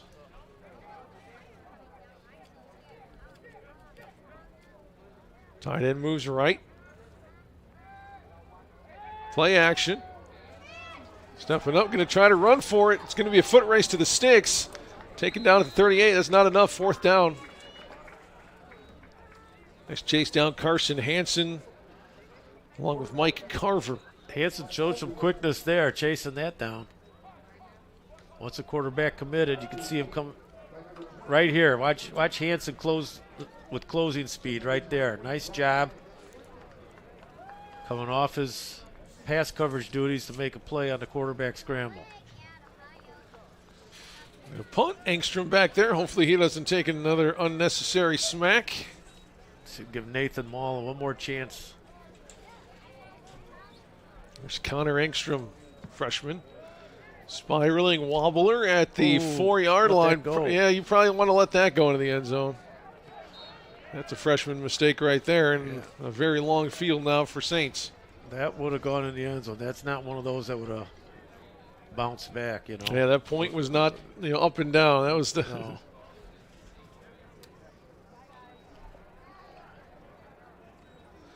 Well, Coach, they're going to have a lot to work on in practice, I would say. Well, I think there's things that you could fix, turnovers like that, fumbles, you could fix those things.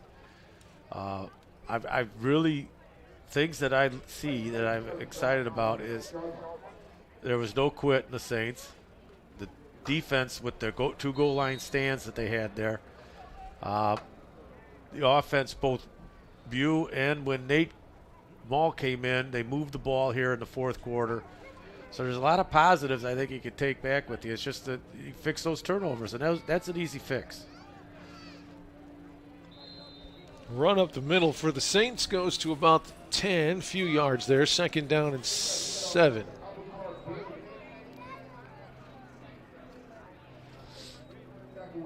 Abubakar Berry, the 5'11 running back, transfer from Upper Iowa University, number 15, the running back.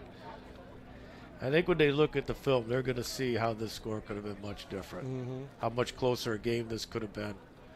And I think they'll be able to point out a lot of the positives and say, hey, these are the things we need to fix, starting with turnovers.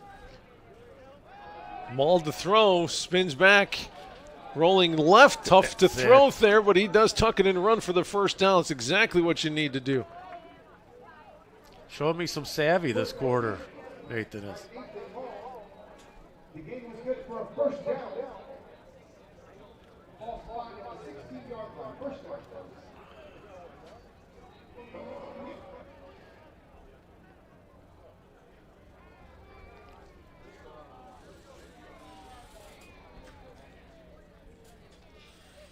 First down, 15-yard line there for Nate.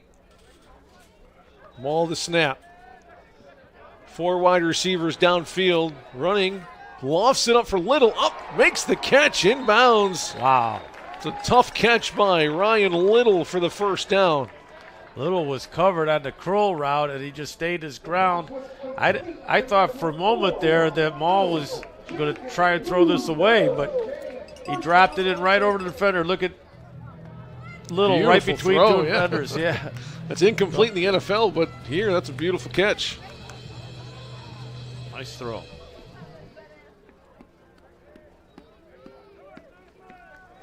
Quick pass on the Quick slant, nearly jumped and picked off. It was knocked down as the first target for Ogson Branch, the freshman wide receiver. Boy, his last 2 throws very accurate. Look at this, it's right there on the hands, just broken up. Great defensive play. But Ball's passing has been right on spot this last drive here.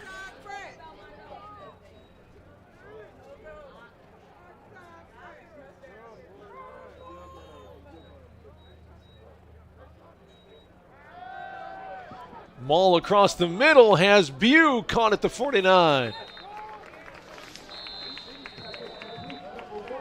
2-minute warning.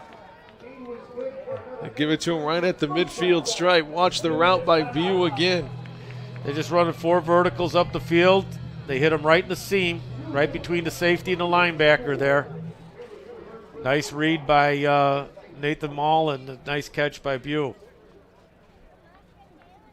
Quarterback to quarterback.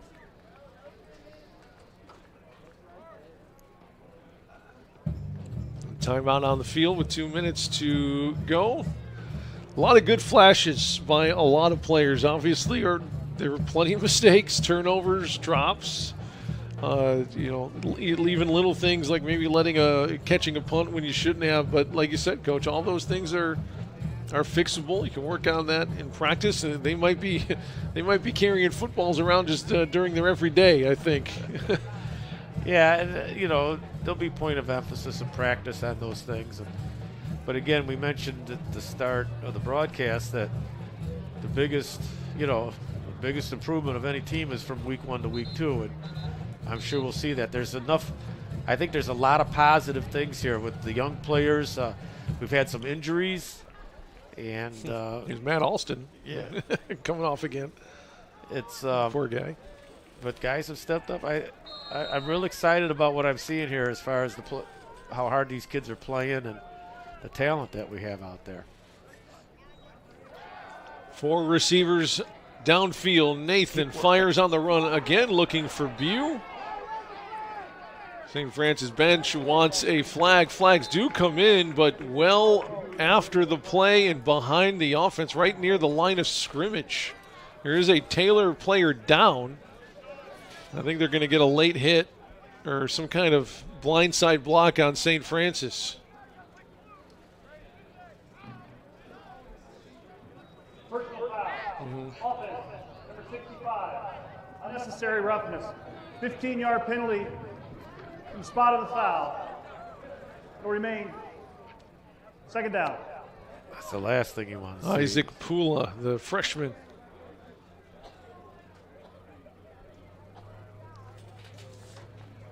Nice to see Larry Schoenfeld, the senior defensive lineman for Taylor, able to get up and walk off there. Didn't quite see the play, but it definitely happened well after the ball had left Maul's hands and was downfield. That's the thing, sometimes you just got to be a little smarter than that, Here's a look. See if it stay with it. Out. No. 15-yard penalty from the spot, moves it all the way back to the 35.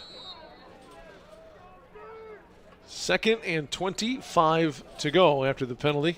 Under 2 minutes to play. Here's Nate. Looking long for Little. He's got the size advantage, goes up and gets it. What a catch. That's just Ryan Little being big. What we got here is he's going to run up the field, and then we're running an out route down at the bottom, and he throws it up perfect. Again, with Little's height, when he's not open, he's still open.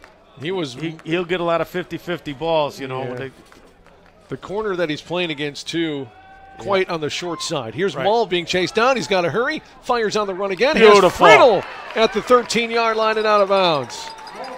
This is what we thought it would look like here, Coach. Yeah, same route. They ran Little on the deep route and brought Friddle underneath. Little and Friddle. Little on the deep route. Now watch Friddle come underneath. Right there. Wide open. Beautiful route. Looked like it was kind of a choice route. He could have gone inside or outside. Made the decision to go outside, which was a good decision. Same formation. We see the same thing again here. There's Bu on the left side. They're Same going to go route. to him. Watch out. Oh, I knew they lined him up for a big hit. I think if he stayed down here, he might have had it on the short side of the field. I'm not sure that's what Carl Bu signed up for when he when he signed up to be a Fighting Saint a couple of years ago. Well, you know what? He's just the kind of guy who's going to do whatever is necessary and carried the ball, caught the ball, threw the ball, returned the ball. Yeah. Here's Nate Mall. Into triple coverage. Nobody covered Little on this. That's what I'm saying. Down here on the short side of the field, we've had guys open. We had Little ran the post route right here, wide open. If you watch right here. Look at the post. Look at. They can't see him, but he was wide open on the side. Here's third down. Wide open. Everyone forgot about Jake Friddle. Come back to the short side. As we had open receivers on 3 plays in a row there, and he came back and saw it. They ran that post wheel. They ran a post wheel where he runs a post, Friddle runs the wheel. There he is, wide open. It's one of the best routes they have, where they run Little on the post and then wheel Friddle out to the sideline, up the sidelines. Going for 2, same formation. Do they not have a long snapper? They're going for 2. Oh, they're going for 2. They need the actual center. Yeah. Here comes Peyton Norton out there to snap the ball. You need a timeout here. I don't think Peyton knew they were going for 2 on the play. Well, if all your teammates aren't coming off the field for the extra point, maybe you shouldn't come off the field either. Yeah, if I'm him, I don't think I'd go to Coach Curry at the moment. Yeah, Coach Curry will go to him. Let's watch Nate Mall throw a strike here to Friddle one more time. Wide open. Yeah, when they ran the post, the corner ran with Little to the post, and that left Friddle wide open up the sideline on the wheel route. 1:29 to go in the season opener here for the Saints at Memorial Stadium. Couldn't have asked for a better day outside of the turnovers. I'll tell you what, those last 3 series were great for Nate Mall.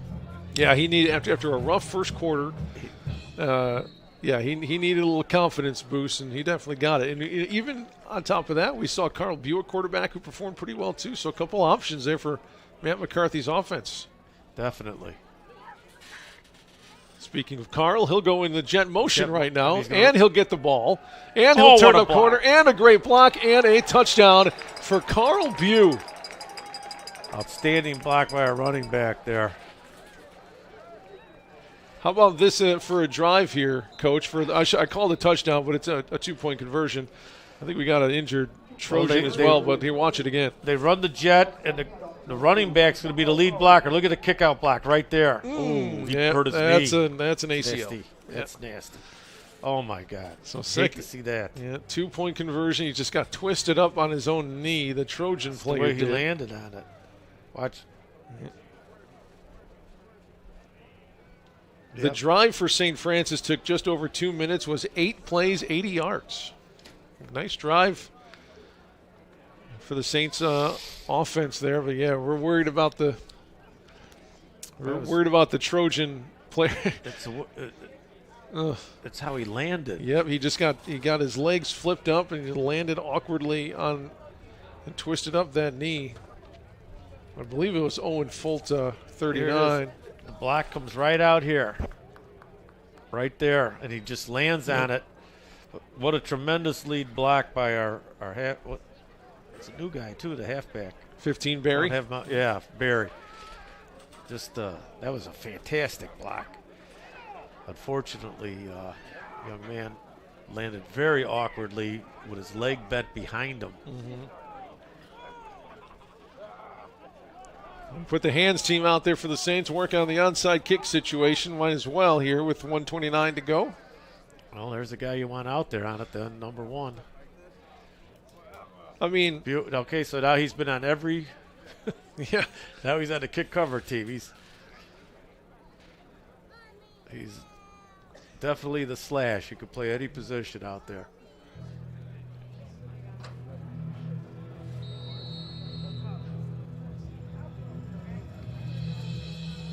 Ooh.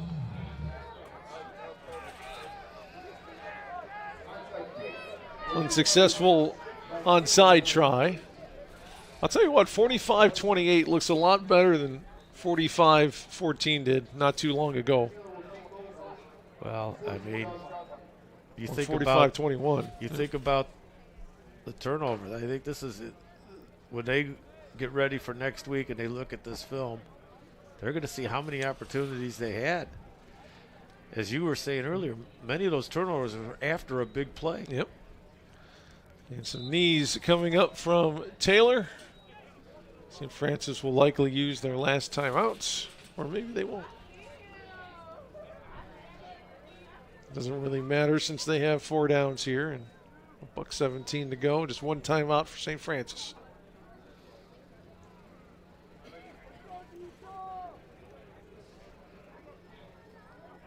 It's kind of what happened to Taylor last week against Olivet as well. They were up big going into the second half. Then they just kind of let their foot off the gas a bit, let Olivet back into the game. Only thing was they one less touchdown last week to overcome. We'll get a few moments with Coach Curry after the game. We'll get his thoughts on how this game went. Always generous with his time after wins or losses, so we appreciate that.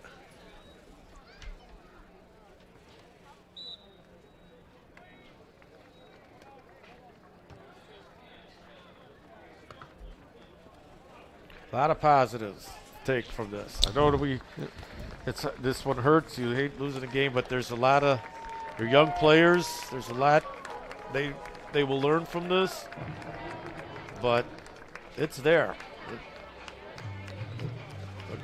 I mean, the Saints, believe it or not, the Saints still put up more yards than Taylor, nearly 500 yards of offense today. The difference was the turnovers. Yep, 468 yards of total offense for the Saints. That is even with 6 turnovers. So imagine how different that could have been. And yeah, a lot of positives. We'll talk to him right there, Coach Curry, here in just a few minutes.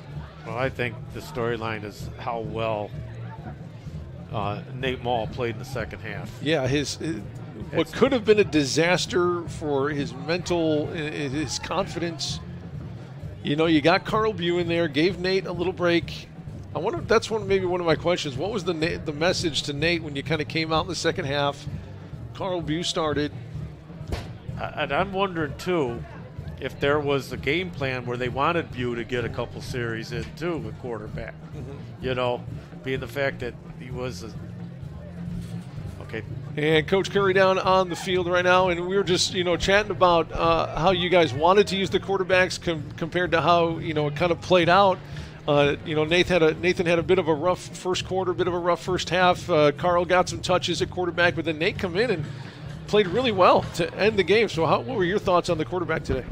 I think just overall, I'll get to the quarterback here in a second, but the name of the game, ever since I've been coaching, is touchdowns and turnovers. And you turn it over that much, you're not going to win.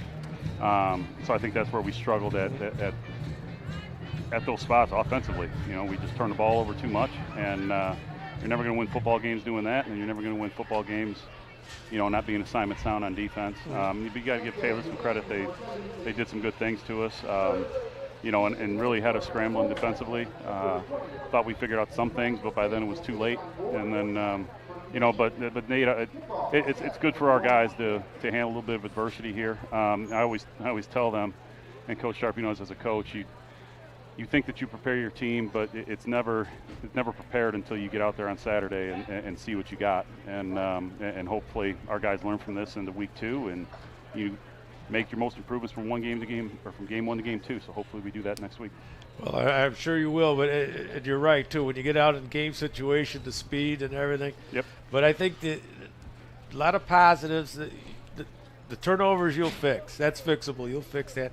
But the fact that you got almost 500 yards to the offense, and the kids are going to see that how close they were, that they could have won this game. So there's a lot of positives. I think both quarterbacks, we were talking earlier, I'm sure you're taking a lot of positives from the game. But, yes, the emphasis that you said, turnovers. But what do you see as some of the positives that you feel coming out of this one today? Well, I thought our kids never gave up. Our kids played hard, and it was constant here on the sideline, and they kept going. We did have some injuries today, too, that we had backup step up and do some positive things. And just the fight in our kids. And I thought offensively we played better in the fourth quarter. Third quarter we came out, and I believe we turned the ball over 3 straight times in the third quarter. But I thought our fourth quarter was good. Defensively, our guys scrapped, and they just kept on going. 3 yards in a cloud of dust, so to speak, but they just kept battling. I thought our up front did some good things. They just kept battling up front, offensive line and defensive line. So those are the positives we can build on. Right. You saw a lot of improvement as the game went on, and even a couple of those turnovers are after big plays, too. So, yeah. Yep. Got to work ball security, Coach Sharp. Yes, I'm sure you will. I'm sure it's a point of emphasis this week. Most definitely. All right, thanks, Coach. Appreciate your time. All right, thanks, Thank guys. you. Thanks, Joe. Like we said, I think a lot of those players might be taking footballs to class this week and making sure they hold on to them. But like you said, I mean, a 6-turnover game, 4 fumbles lost, that doesn't happen every week. You can count on that not happening. And when it doesn't, this team's going to be in every single game that they play this year. Right. Let's hope that's their quota for the year. Yeah, we've hit the turnover and fumble quota already early. But like Joe said, these are things. There's a lot of positives to build on, and he knows that they can fix, those turnover situations. They can fix that. Some final numbers which seemed implausible at halftime, but the Saints did outgain Taylor today, 468 yards to 441. So we nearly had, I think we just over 900 yards total between the two teams today. On the ground, Taylor put up 258 yards.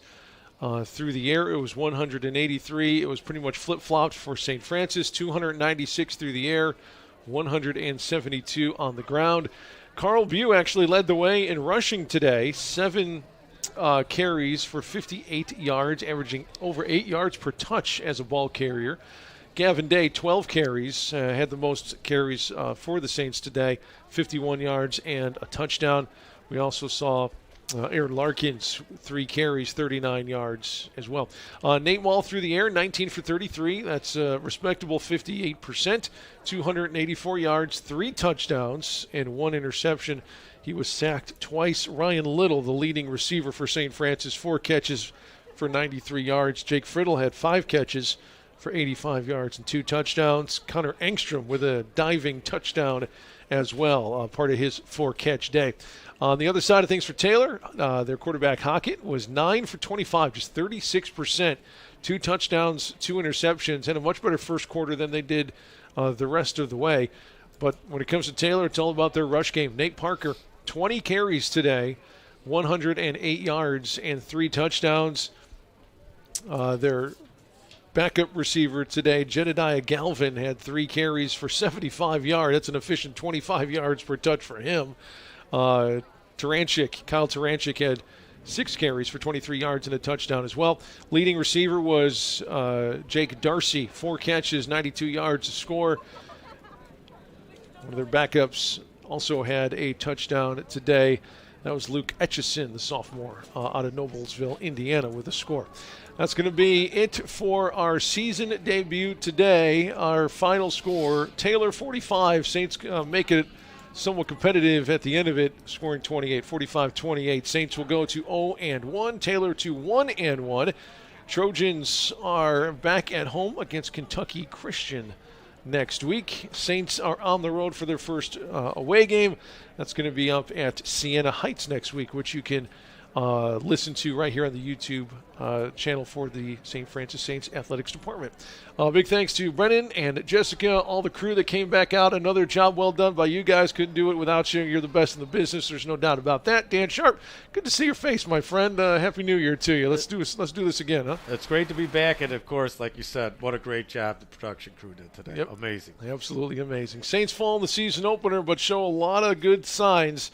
Looking forward to seeing how they improve throughout the year. But the final today after the loss, 45-28. Have a great rest of your weekend, everybody. Go Saints.